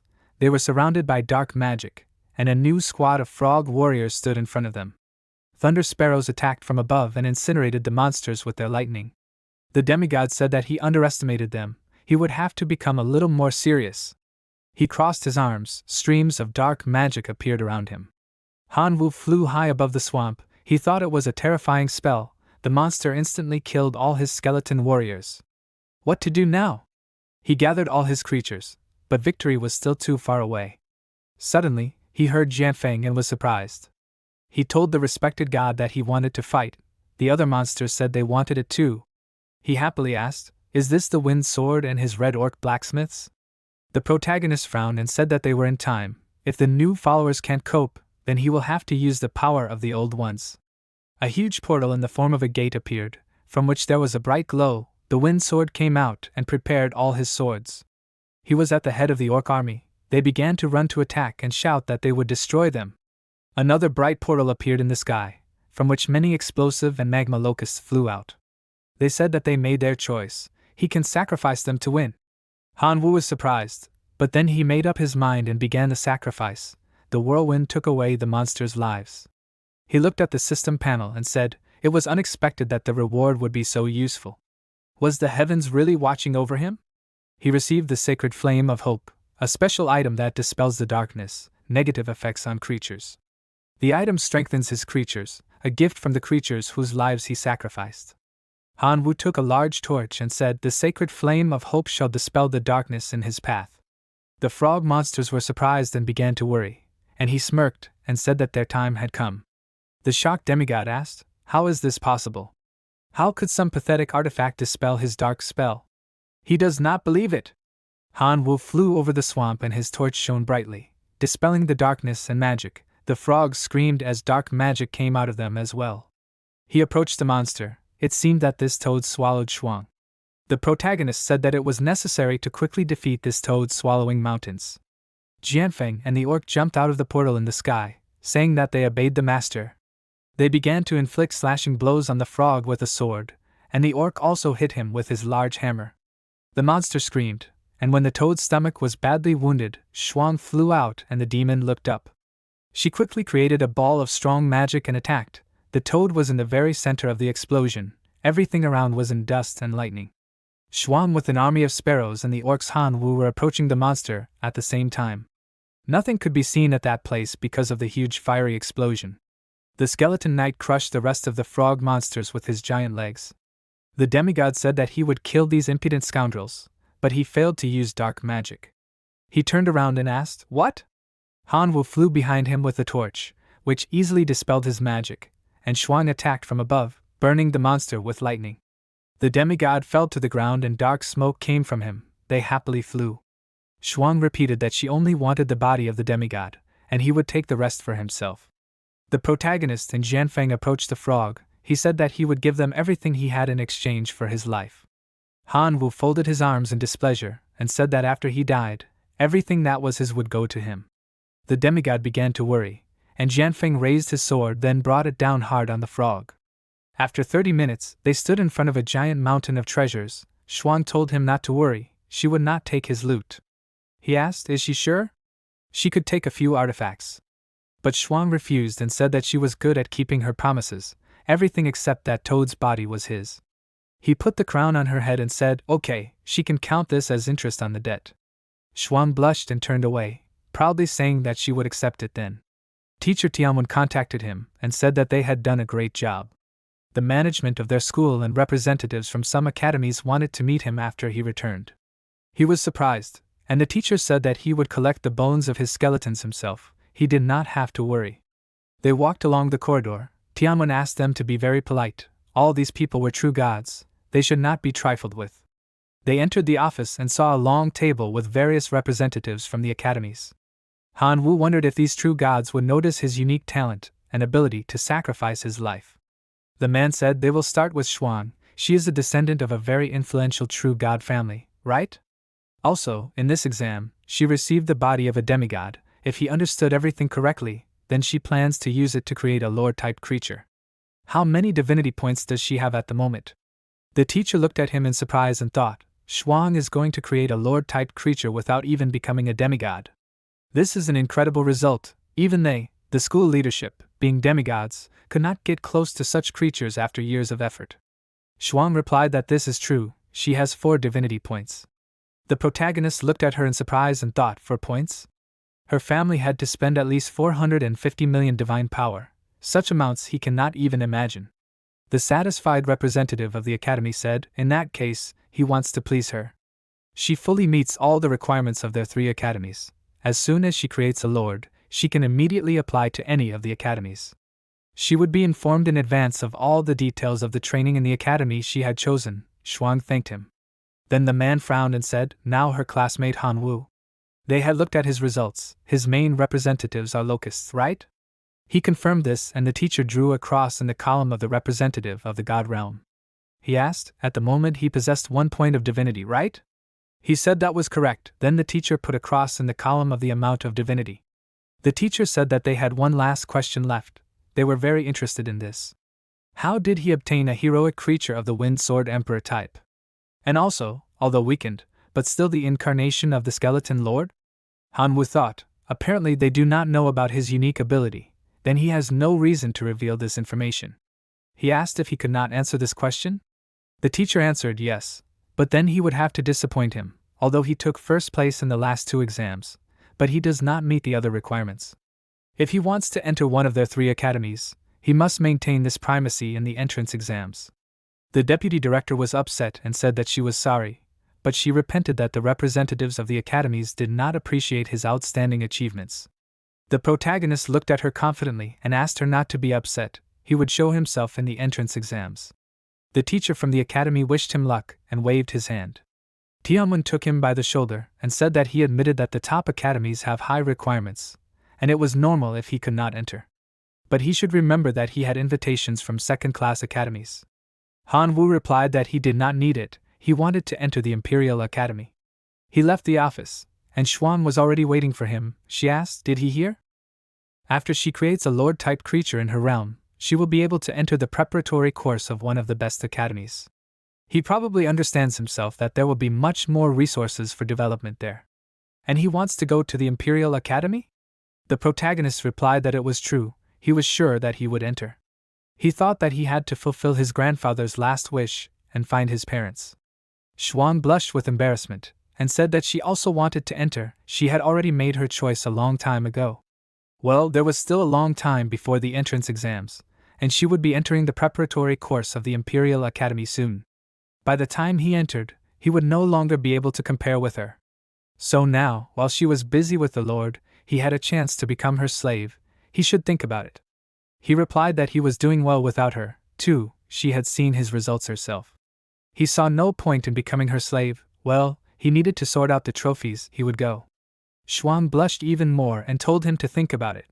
She thought he was a fool, but his small skeleton form looked cute. In the realm of gods, Han Wu was beautiful as always. He took out a card that exuded strong streams of magic. He used divine card absorption, then an information panel appeared in front of him. Now he has 2 divinity points, 3.5 million divine power points of his own production, 76 million production of other creatures. He also has 79 million faith power, level 3 God Realm, level 2 Faulty Artifact Gluttony, level 1 Sacred Artifact Poisonous Fog. The representative of the God Realm is Locust, 219 super elite creatures, 49 million elite creatures, 2 billion ordinary creatures. He also has other representatives, a heroic type creature, the Emperor of the Wind Sword. Heroic type Orc, God Hammer. There are also 2 super elite type creatures, 58 elite type creatures. He has a Skeleton Lord, 2 heroic type creatures, Bone Collector and Skeleton Resurrector. In the sphere, there are also 190 Bull Demon Shaman creatures, 14 super elite type creatures, 2,589 elite type creatures. He has buildings, a smelter of the first level, insect nests of the second level, a temple of the first level. In the sphere there is a life-giving source, a decay mechanism, a flame of hope. He looked at the types of creatures and grinned, saying that he could buy equipment for his strong creatures with all the money. But the first task is the evolution of his main representative, the Locust. To begin with, he decided to use the source of the fallen. Streams of magic appeared in his hand, and then insects flew in front of him. He said that now they are more tenacious, stronger, and have great resistance to negative effects. They also have a complete disregard for demonic aura. Well, that's what he will call them, fallen locusts. Another army of locusts was shrouded in black magic. They flew to the dark heart among these streams. He said that he will strengthen the second group with the dark magic of that frog's heart. A locust monster appeared in front of him. Hanwoo said that they can now fly stealthily and impose various negative effects on opponents. Then he will call them damned locusts. He heard that the orcs were asking the magnanimous god for forgiveness because their representative dropped a sacred relic there while working with the ore and the decay mechanism. They were asking for forgiveness. The protagonist became worried and said, "What artifact? We need to check everything." He immediately ran to that place. The god's hammer and his younger brother were kneeling in front of him. The orc was worried and said that he was asking him for forgiveness, asking to spare their lives and this loser who damaged the artifact. Hanwoo went down to them. He felt awkward. He was forgiving them for the first time, but this should be a lesson to them. Suddenly, flames gushed out of the furnace. Hanwoo saw several items at once: 2 flame crystals, a gold crystal. There was also a source of a sacred artifact that could be used to improve and repair sacred artifacts. Hanwoo was surprised and asked, "Is this for repair? If gluttony was faulty, then can it be repaired?" He connected gluttony and the source of a sacred artifact. A bright light enveloped the space. Now ordinary creatures can evolve into elite ones after fully restoring their energy 999 times. The protagonist said, "What?" He saw that this indicator was 1,000 before, but now it is 1 less. So if he improves gluttony, he will be able to completely repair the item and use all the power? But this will require 1,000 sacred artifacts. Where can he get that many? He looked at the system panel and began to search for information on the internet. He wrote that he needed help. He has divine equipment, which is also a sacred artifact. He found it during the battle on the outer front, but it turned out to be faulty. Does anyone know how to repair such a thing? Of course, he will give a reward. In the comments, people wrote that it is better to give up, it is useless, someone has already tried to repair such an item, it is a waste of money and time. Hanwoo asked, "So there is no other choice?" He will have to slowly fill this scale himself. But then he saw that someone had replied, maybe he could be helped, they could chat in person. Then Hanwoo decided to write to the user. At that moment, the system window showed a call screen. The protagonist looked at it in surprise and asked, "So quickly?" The person on the other side of the call asked, could he really help him repair his divine weapon? Hanwoo replied, he would not give him 100% guarantee, but his post had been lying on the forum for a long time, so he had no choice but to try his method. If he wanted to try, then let him send him a couple of sacred artifacts that he did not really need. The person replied, he would warn him right away. He had a divine application from the anti-fraud organization, so he should not even try to deceive him. What sacred artifacts does he need? If below the 4th level, he will give it to him right away, and if higher, it will take some time. The protagonist thought, higher than the 4th level? Yes, this person is incredibly rich. He said the 1st level is enough. At the same moment, a package fell from the sky for Hanwoo, who fell to the ground and screamed, "Wow! He got so many artifacts so quickly." The protagonist said in surprise, "Holy heavens, there are over 100 sacred artifacts there. Maybe I should just disconnect from the connection and run away?" Hanwoo put his hand to his head and imagining the image of the person said, "No, it's better not to risk it. What if the anti-fraud representatives really show up?" He got to work and threw gold stones into the stove. A bright fire burst out, and the work began. 2 hours later, a large number of repaired artifacts lay on the ground. This is a sacred artifact source with 109 units. The protagonist looked at the system window, where it was written, Sacred Artifact Source of 100 units, send. He said that you need to pay for the help, so he will keep 9 sources for himself. He doesn't think he will notice. Hanwoo pressed the send button. At the same moment, the man called him and joyfully screamed, "Master, he is his real savior." He asks him to help him, Yuanzhong, and in the divine realm, this is very important. The protagonist pointed to his ears and thought, Yuanzhong? A hostile race. He laughed and thought, this name suits him. Hanwoo smiled and replied, these are 2 big words. It was not a burden to him, so he will try to help. Explanation: Yuanzhong is consonant with Yuanzhou, so all the differences in the different stress, which cannot be explained. But it is translated as a hostile race. After a while, Teacher Tian was sitting in the room and forming a flow of energy. He remembered how Teacher Lu said, "Here, let him keep his sacred artifact of healing the 3rd level." He frowned and said, "But do not rush to sell it, Teacher Tian. Perhaps he will have to return it to him soon." At present, a call from Han Wu appeared on Teacher Tian's screen. Teacher answered and said, "A very unexpected call." "Something happened, Han Wu?" The protagonist greeted Teacher Tian and said, "No, nothing happened. He just wanted to know if he knew a way to get the resources needed to increase the core of the God realm. He searched the internet, but found nothing." Teacher Tian replied, "And it is not surprising that he did not find anything. Such rare resources as divinity, divine core fragments, and so on are bought up almost instantly by large corporations. Ordinary people do not have a turn there." He said that if he helps him defeat Lu Letian, he will share some of his collection with him. The protagonist replied, "Okay, thank you, Teacher Tian." The teacher said, "In fact, there is another way, but he may not like it." Once, he also got his hands on several high-level sacred artifacts, which he simply could not use due to the low level of the core. Then one of his well-connected seniors brought him to a place called the Bloody Arena. The organizers of these games reward the winner of the arena with a fragment of the divine core. But this is a very dangerous undertaking. All sorts of people gather in this arena, and sometimes even representatives of other civilizations drop in. There is a high chance of losing a huge number of your representatives and rolling back your progress far. Let him think carefully before making his choice." Han Wu looked at the system window and thought he had just spent a huge amount of resources on improving his representatives and wanted to check their current strength. "This is a great opportunity," he replied. "It is not a problem, Teacher Tian. He needs resources, and he already has more than enough locusts." The next day in the Bloody Arena, the protagonist looked around and said, "Wow, the scale of this place is really amazing." Teacher Tian handed him a mask and told him to hold on. This mask will hide his personal information from the demigods and divine beings. After all, this is the outside world, so you should be careful there. They walked up to the table and the representative asked him to fill out this registration form. Teacher Tian folded his arms and said, "The battles here are divided into 3 types: between divine beings, between demigods, and between true gods.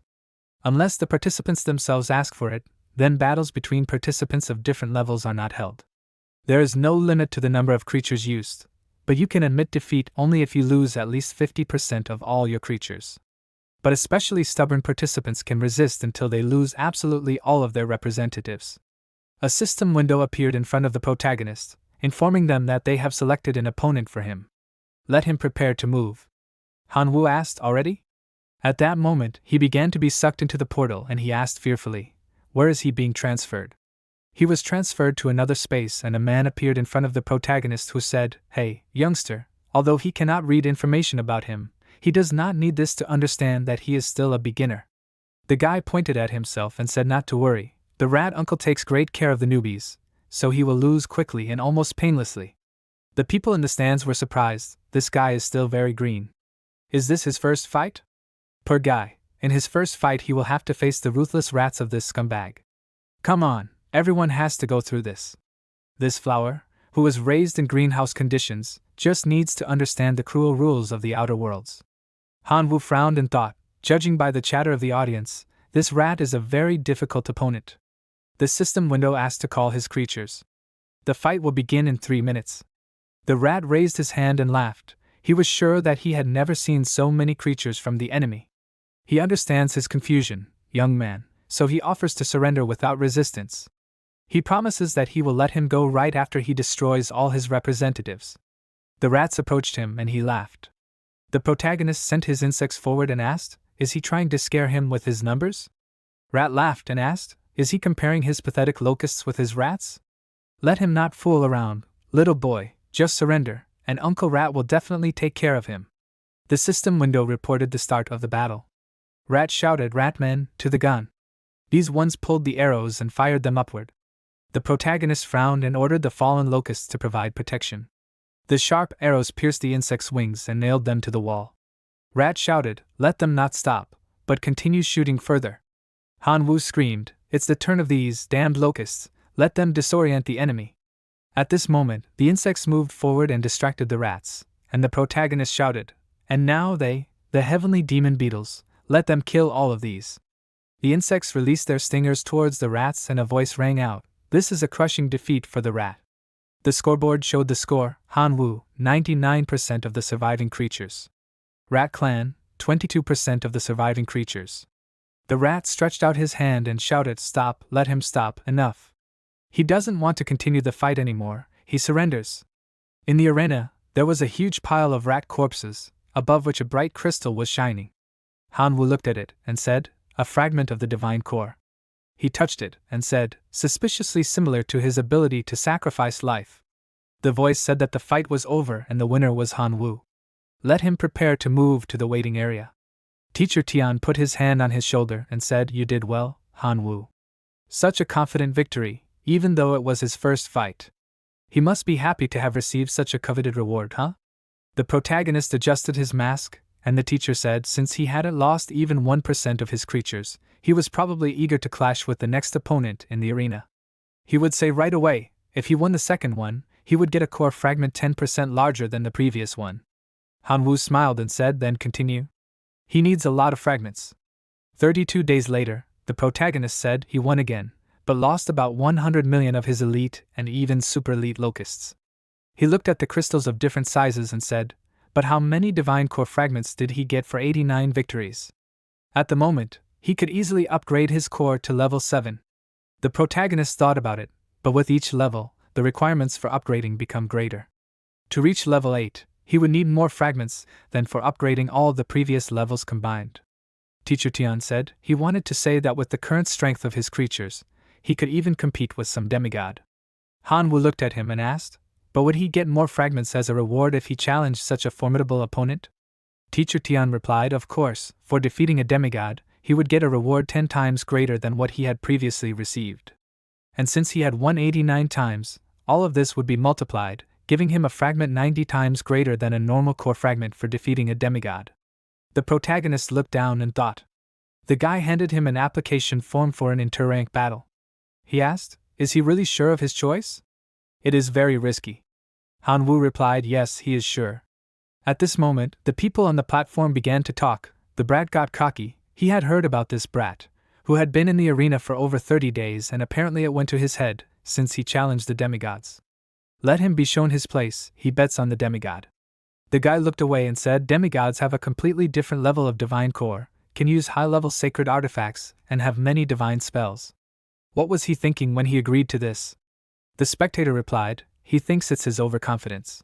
He checked his statistics. In all this time he lost only 3 times. Apparently, this was the basis for his groundless overconfidence. Teacher Tian looked at Manhwa and said, he knows people don't really believe in him. The odds are 1 to 100.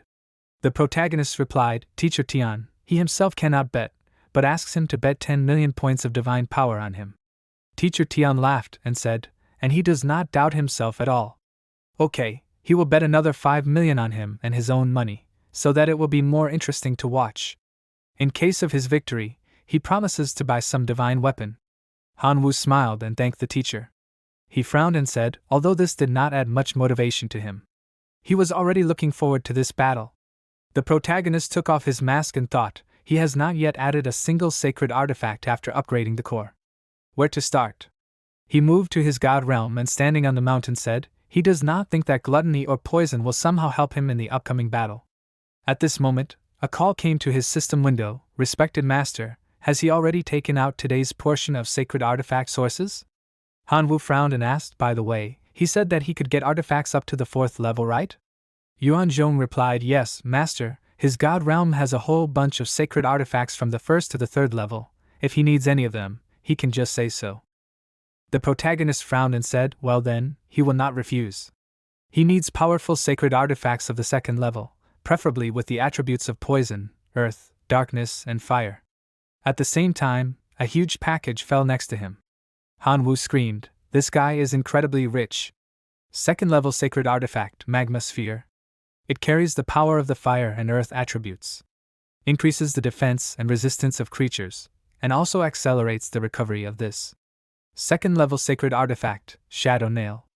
It carries the power of the darkness attribute. After absorbing the artifact into the divine core, divine realm creatures can obtain the skill shadow nail. The shadow nail fixes the target's shadow in one place, preventing it from moving. Han Wu read this and said thoughtfully, "It's quite suitable for the fallen locust and the cursed locust. It should be used." The two artifacts hung in the air next to each other. A bright beam illuminated the surroundings and the protagonist pointed forward. The huge insects moved forward and Han Wu said, "Great, his locusts have successfully evolved. Now the upcoming battle doesn't seem so hopeless anymore." The system window reported, "Participants, please return to the arena to begin the battle." The protagonist pushed off the ground and headed upward. The spectators shouted loudly, "Mammoth Lord, let him crush him. Let him show him what mighty demigods are capable of, Lord. Locusts, let them hold out for at least 3 seconds, otherwise he will lose the bet." Xiang Meng stood in the arena, folding his arms and saying, he never thought he would be so lucky. Show the arrogant newcomer his place and earn some good money at the same time. This is a real gift from heaven. Well, young man, is he ready to part with all his creatures? He is amazed by his courage, but this should not be confused with feeble-mindedness. Today he will show how terrible a demigod can be in anger. The protagonist looked at him and said, "What a talkative man he is." Xiang Meng shouted, "Let his glorious legion of mammoths show themselves." Huge mammoths appeared behind him, and he raised his hand up. The spectators loudly demanded to crush him. "The Lord of Mammoths, let him crush him. These are giants, it's breathtaking." Xiang Ming climbed onto the head of the giant thunder mammoth and said, "Now it's his turn, young man. Let him try to at least amuse him a little." Han Wu stretched out his hand and shouted, "Forward, swarm! Poisonous sky demon beetle, raised from demon eggs in a nest using poisonous fog and gluttony.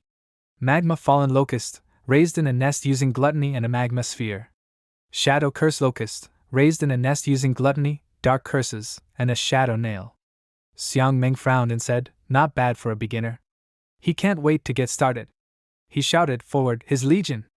The protagonist waved his hand and shouted, "Shadow cursed locusts, their turn." The insects moved forward and released their stingers.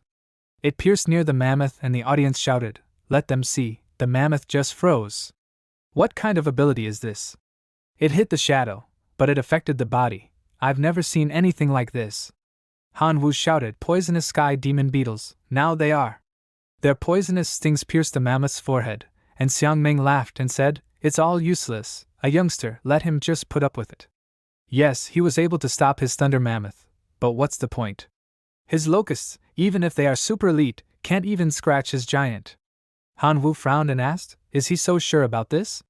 Bright explosions rang out in front of the mammoths. Xiang Meng thought with displeasure, horror, he didn't expect this. Does that mean he's trying to take out his strongest creature with the number of his suicide bombers? It won't work. He shouted, "Let them protect the thunder mammoth, everyone to him." The mammoths moved forward and Xiang Meng shouted, "Let them stop these." Bright flashes of explosions appeared next to the mammoth. Xiang Meng used beast magic, thick skin, blood aura and healing. The mammoths lay down on the soft floor and raised their trunks. The insects crashed into these and exploded. Xiang Meng folded his arms across his chest and said, "The fact that he forced him to use his magic already says a lot. Therefore, he offers him to surrender, in which case he will leave exactly half of his creatures alive." The protagonist frowned and asked, "Surrender? Why did he assume that he had already lost?" He screamed, "Surrender is not in his rules." Han Wu waved his hand and shouted, "Forward, his demon minotaurs." Huge creatures came out from behind him. These moved forward and screamed loudly. Xiang Meng asked in fear, "Where did he even get the demon minotaurs?" The creature grabbed a pipe and hit the mammoth on the head. At that moment, a large portal appeared, from which skeletons began to emerge. The protagonist screamed, "Skeletons, their exit!" The Lord of Skeletons sat on the large throne, and next to him stood the Resurrector of Skeletons and the Collector of Bones. Han Wu sat down next to the Lord and said, "Resurrectionist, he is counting on him." At this moment, the Lord frowned, and the Resurrectionist rushed forward. It swung its staff and struck the dead mammoth. Xiang Ming cried out in displeasure, "Terrible skeletons, they are resurrecting his creatures. Don't let him think that a demigod is so easy to break." He shouted, "Giant war mammoth, let him activate his war stomp ability." The mammoths rushed forward and began to smash the bodies of the skeletons. Xiang Ming shouted, "Yes, Lord, let him crush this overfed brat, trample him." The protagonist waved his hand and shouted, "Demon minotaurs, get back! Collector, he knows what to do." It stepped forward and stomped its foot and began to collect all the parts of the skeletons. Xiang Meng looked up in fear and asked, "Heroic type of creature? And such a strong one at that." Xiang Meng put his hand forward and said, "Gigantism." The mammoth instantly grew in size and screamed loudly. The collector got angry and grabbed the mammoth by the horns, opened his mouth, and spun its body. It dropped the monster and rushed forward, swinging its fist.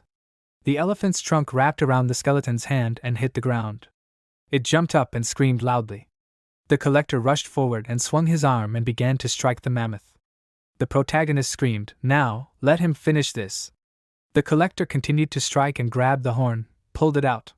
Xiang Meng screamed in fear, "No! Let him not give up, but get up!" The collector grabbed the second horn and tore it off. Tears flowed from the mammoth's eyes. Han Wu looked at the skeleton and said, "Wow, it was not for nothing that he ordered the collector to learn the art of close combat. But this exceeded all his expectations." The mammoth jumped up and swung its trunk and rushed towards the man. Xiang Meng shouted, "Giant mammoths, let them all attack together, surround and wear him out." The collector became huge again, and mammoths rushed towards him. It swung its leg and threw the monsters aside. The collector swung its leg and threw back several more mammoths. It began to strike with its fists, and then with its knees. The mammoth approached the collector and hit him with its horns. These began to climb up his body, and Xiang Meng ordered to crush him until the collector himself appears. And they will not dare to let this one get away. Han Wu waved his hand and shouted, "Demon minotaurs, let them cover the collector. Help this one break free." The minotaurs rushed at the mammoths and began to strike them. The collector grabbed his robe and screamed loudly. The mammoth skeletons began to rise. These stopped in front of the mammoths, and the battle began. Suddenly a voice rang out, "This can't be. Let them just look, the demigod only has a tenth of all these creatures left." The invasion of the evolved locusts was too deadly. The newcomer actually defeated the demigod. Xiang Meng knelt down and said, "He surrenders." At this moment, energy began to emerge from the mammoth's bodies. It gathered into a large crystal and fell into Han Wu's hand. He thought, the fragment of the divine core for defeating the demigod will be bigger. At this moment, a voice behind him said, "Mr. Han Wu, the leadership of their blood arena invites him to a meeting." Energy began to accumulate near the protagonist's body. He was transferred to a new location and the voice said, "Do not worry, the leadership of the blood arena, will not harm him." Han Wu asked, "Is that so? And what did they want from him?" The voice said they closely watched the progress of his performance and noticed a couple of his tricks, but this does not change the fact that he was really able to defeat an opponent who was a rank higher than him. He proved to them that he is worthy of becoming the heir of the blood arena. The blood arena was originally conceived as a place to identify the owner's opponent. Anyone who could defeat an opponent who was head and shoulders above him in strength would be honored to become this very heir. So Han Wu, is he willing to accept this role? Han Wu asked in surprise, "To become the heir?" He thought about it. A huge number of people flock there every day, and other races too. He couldn't even imagine how much the management made from this. And now he was being asked to become the heir to all this wealth? There was clearly something fishy there. Han Wu exhaled and said before making a decision, he needed to know how many heirs there were in the blood arena, as well as understand what benefits and responsibilities this status entailed. A systemic image of a person appeared next to him and said, "He surprised them, Mr. Han Wu." Not everyone could detach themselves from thoughts of huge money like that. Since they asked with good intentions, they would explain everything to them. At the moment, the blood arena has 349 heirs. Of these, 221 are divine beings, 118 demigods, 9 true gods and 1 supreme god. Becoming the heir, he will receive the eternal coordinates of the blood arena. Also, without any artifact, they will be able to teleport to any of the worlds associated with the bloody arena. Naturally, you will have to pay for this. 1,000,000 points of divine power. The system man said that along with this, he will receive permission to build his own arena inside his divine sphere to train and support the evolution of his creatures. It spread its arms in different directions and said, "And with the responsibilities, everything is simple. As soon as there are 500 heirs, then the struggle for the title of the true heir will begin. The fights will take place in the bloodiest arena. The true heir, as expected, will inherit the arena. Participation in the inheritance is mandatory." The main character thought, given the customs of the arena and the creatures that come there, this inheritance will be a test. For the right to possess such a treasure, the contenders will be ready to fight to the last drop of blood of their creatures. But now there are only 349 contenders, he will become 350, and all 500 are needed. Perhaps by the time the required amount is collected, he will have already become a supreme god. The system man asked, so does he agree? Han Wu replied yes. The system window reported, congratulations, now he is the 350th heir of the bloody arena. Suddenly, an energy flow pierced the protagonist's body and he looked forward in fear. He was transferred to another room and Teacher Tian said, Han Wu, he himself is a real treasure. Now they are both rich. The protagonist looked at him puzzled. Teacher Tian put the phone in his hand and told him to hold it. The protagonist looked at the screen in surprise and wondered where so many zeros came from. 1 billion? Teacher Tian looked at him and said, Han Wu, let me warn you, spending 1 billion is not as difficult as he thinks. He advises him to buy strong artifacts first. The protagonist spread his arms in different directions and asked, strong artifacts? Teacher, he is still only a divine being, so he is not sure if he can use any really strong artifact. Teacher pointed at himself and told him not to worry so much. Teacher will take care of everything himself. He knows one store where they will definitely be able to pick out a suitable artifact for him. The protagonist thought about it. In fact, he was planning to do this himself. What a lucky coincidence. Suddenly, Mian Ming ran into the room and shouted loudly, Locust Guy, he finally found him. Han Wu hid behind Teacher Tian and shouted, Teacher, let him help. Teacher spread his arms out in different directions and shouted displeasedly, as long as he is around, no one will dare to harm his disciple. Xiang Meng stopped in front of them and waved his hands and said they misunderstood him. He did not even think of taking revenge on him. He stretched out his hand and said he was looking for him only to establish friendly relations with him, since he considers him a capable guy. His name is Xiang Meng, a freshman at the Imperial Academy. The protagonist walked towards him and shook his hand and asked, a freshman at the Imperial Academy? Now it makes sense why he is so strong. Xiang Meng thinks he is still a schoolboy. Which academy is he thinking of applying to? Has he already passed the entrance exam? Han Wu adjusted his hair and replied, no, in fact, he has not entered any entrance course yet. An ordinary high school student. Xiang Mei's eyes widened and asked, what? He poked the protagonist with his finger and asked, is he making fun of him? This is simply impossible. Han Wu pointed his finger back and asked, why would he lie to him? By the way, his teacher can confirm everything. Teacher Tian cleared his throat and said, he told the truth. True, he was invited by many universities, but he decided to enroll in the Imperial Academy. However, the representative of this academy was not interested in his candidacy. Xiang Meng replied, I see. And he has a keen eye. The Imperial Academy is the most powerful among the 3 higher academies. He put his hand on the protagonist's shoulder and said that he himself was convinced of his considerable abilities, so he hoped that he would still be able to become his junior. He would definitely inform the academy about his very promising candidacy. Xiang Meng thought that the leadership would still want to test him. When he returned, he should not waste time, immediately start pumping up his main representatives. Let him take full advantage of the given chance.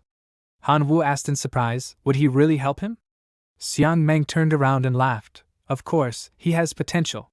The path to becoming a real god is long and thorny, and only loyal comrades whom he trusts can make it a little easier. Xiang Meng raised his finger up and added, in addition, the academy will give him a bonus in the form of resources if the candidate he proposed passes the test. You can't refuse free gifts, right? The protagonist put his fist to his palm and thanked him, Brother Meng. Xiang Meng went forward and answered, now everything depends only on him. He advises him to focus on breeding the hero of his main representatives. This will make his task much easier. Although one should not underestimate the trials of the Imperial Academy, good luck. After a while, on one Bailey Street, Han Wu and the teacher came to an artifact store. The protagonist read the inscription on the signboard and thought, what a banal name. Teacher Tian pushed the door and told them to go already. At the entrance, they were met by a girl who smiled and said, welcome to their artifact store. What level of artifacts are they interested in? Or do they want to meet the forging master right away?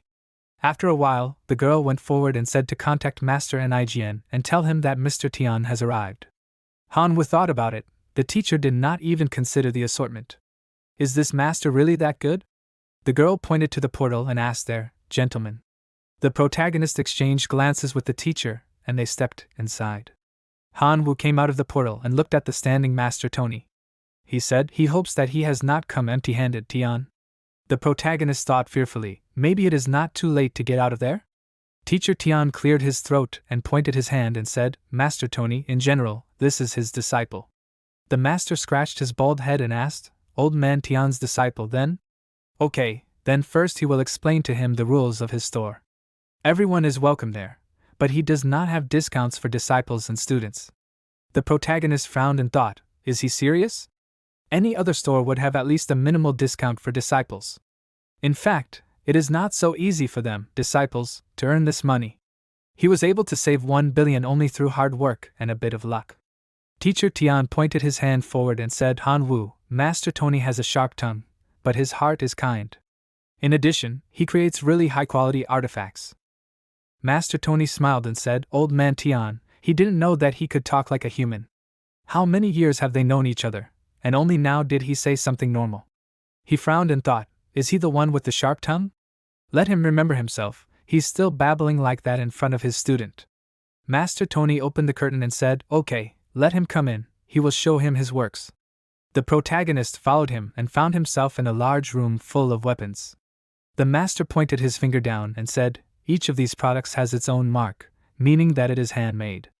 After a while, Teacher Tian asked Han Wu, did he like any of these? The protagonist remained silent in response. He put his hand to his chin and thought, now he first of all needs to prepare for the Imperial Academy's tests.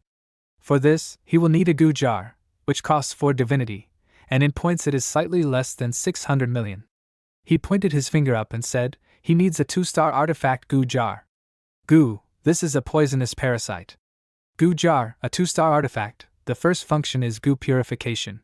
Allows 100,000 insects to be placed inside to conduct a goo purification ceremony. Insects will fight each other, and the last surviving creature will evolve. The highest possible level of evolution, this is the heroic form. The second, additional, function is to attract insects. Attracts insects from the surrounding area. The radius of the function depends on the amount of divine power invested in the jug. Teacher Tian looked closely at the protagonist and thought, 2-star artifacts are not famous for their high power, but the goo jug is perfect for Han Wu, an excellent choice. Master Tony approached him and said that the jug would cost him 4 divinities or 580 million points of divine power. Can he handle it? Teacher Tian put his hand on his shoulder and said, Tony, let him give him a discount for old time's sake. Or throw in another artifact. If not, he will still find a way to recoup. Master Tony remained silent in response, and then took out the thing and said, Okay, for 600 million he will throw in another very useful artifact, the Eye of Identification. After a while, Han Wu came out with bags and happily said, Well, we're done with the shopping, now we can go home. At that moment, Master Tony asked him to wait, his dear guest. He came up and coughed and said, Recently fragments of technology from an ancient civilization fell into his hands, and he created one interesting artifact. The protagonist turned around and looked at it in surprise. The master thought it would suit him perfectly. Teacher Tian took the thing in his hands and asked to take a look. He put it to his eye and thought about it. The teacher got angry and shouted with displeasure, Horror, Tony, he was treating him like a friend, and he was trying to deceive him. He checked this useless ball, there was not a drop of energy in it, and he did not notice any functions. Does he take him for an idiot? Master Tony put his hands on his shoulders and asked him to calm down, and at least listen for a start. If he understood everything correctly, the ancients called this artifact a hungry wolf. This, as he said, useless ball is capable of improving itself by absorbing other artifacts. The hungry wolf is an artifact belonging to an ancient civilization that lived and prospered by stealing and collecting various artifacts. However, such artifacts are bound to their owner and cannot be used by other gods while the original one is alive.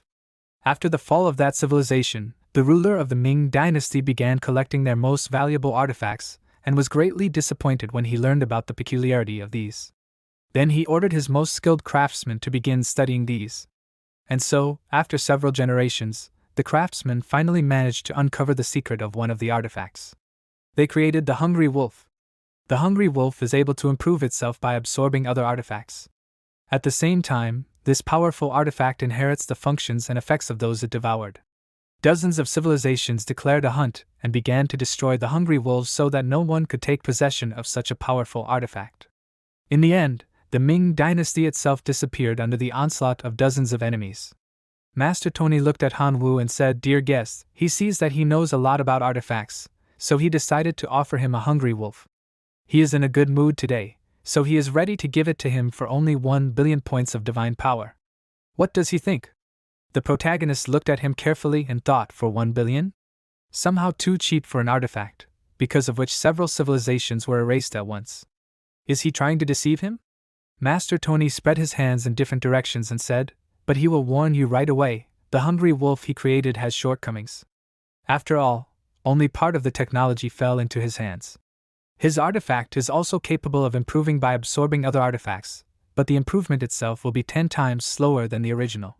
Also, his hungry wolf can only inherit some passive skills and is absolutely unable to retain any divine skills." Teacher Tian said, "He was right, just a useless ball." Master Tony pointed his finger at him and said displeasedly, "Old man Tian, he can insult him as much as he wants, but he will not allow him to offend his children." The protagonist looked at the master and said, "Master Tony, he is willing to buy this artifact for 400 million. Teacher Tian waved his hands and said, "Han Wu, 400 million, this is quite a large sum. Besides, money does not grow on trees." The protagonist grinned and thought, in fact, even with such shortcomings, the hungry wolf is still a very useful artifact. The function of devouring other artifacts can be especially useful. For example, if he encounters an enemy who owns some powerful artifact, he can greatly weaken him if the hungry wolf deals with the enemy's main weapon. Han Wu said, "Teacher Tian, he probably misunderstood him. The fact is that he admires Master Tony's work. He, having only fragments in his hands, was able to practically recreate one of the most powerful artifacts in history. That's why he wants to support Master Tony in this way. But honestly, 400 million is all he has left, and he's not sure that Master Tony would want to part with his brainchild for such a pittance." Master Tony stroked his head and asked if he really thought so, or was he just trying to get a discount. Han Wu replied, he was being completely honest. Master Tony smiled and said, "Okay, he'll give it up for 400 million. So to speak, money can't buy trust, a hungry wolf can take it now." The protagonist handed the card to the master, and he took the artifact and said, "Thank you." After a while, Han Wu was sitting on the floor in the house, with artifacts lying in front of him. Everything around was covered in energy. The protagonist dropped a drop of blood on it, and a clot formed in the jug. Han Wu smiled and thought, great, the goo jug recognized him as its owner. Suddenly, a frog jumped out of the jug and Han Wu pointed at it, and said, "We can begin."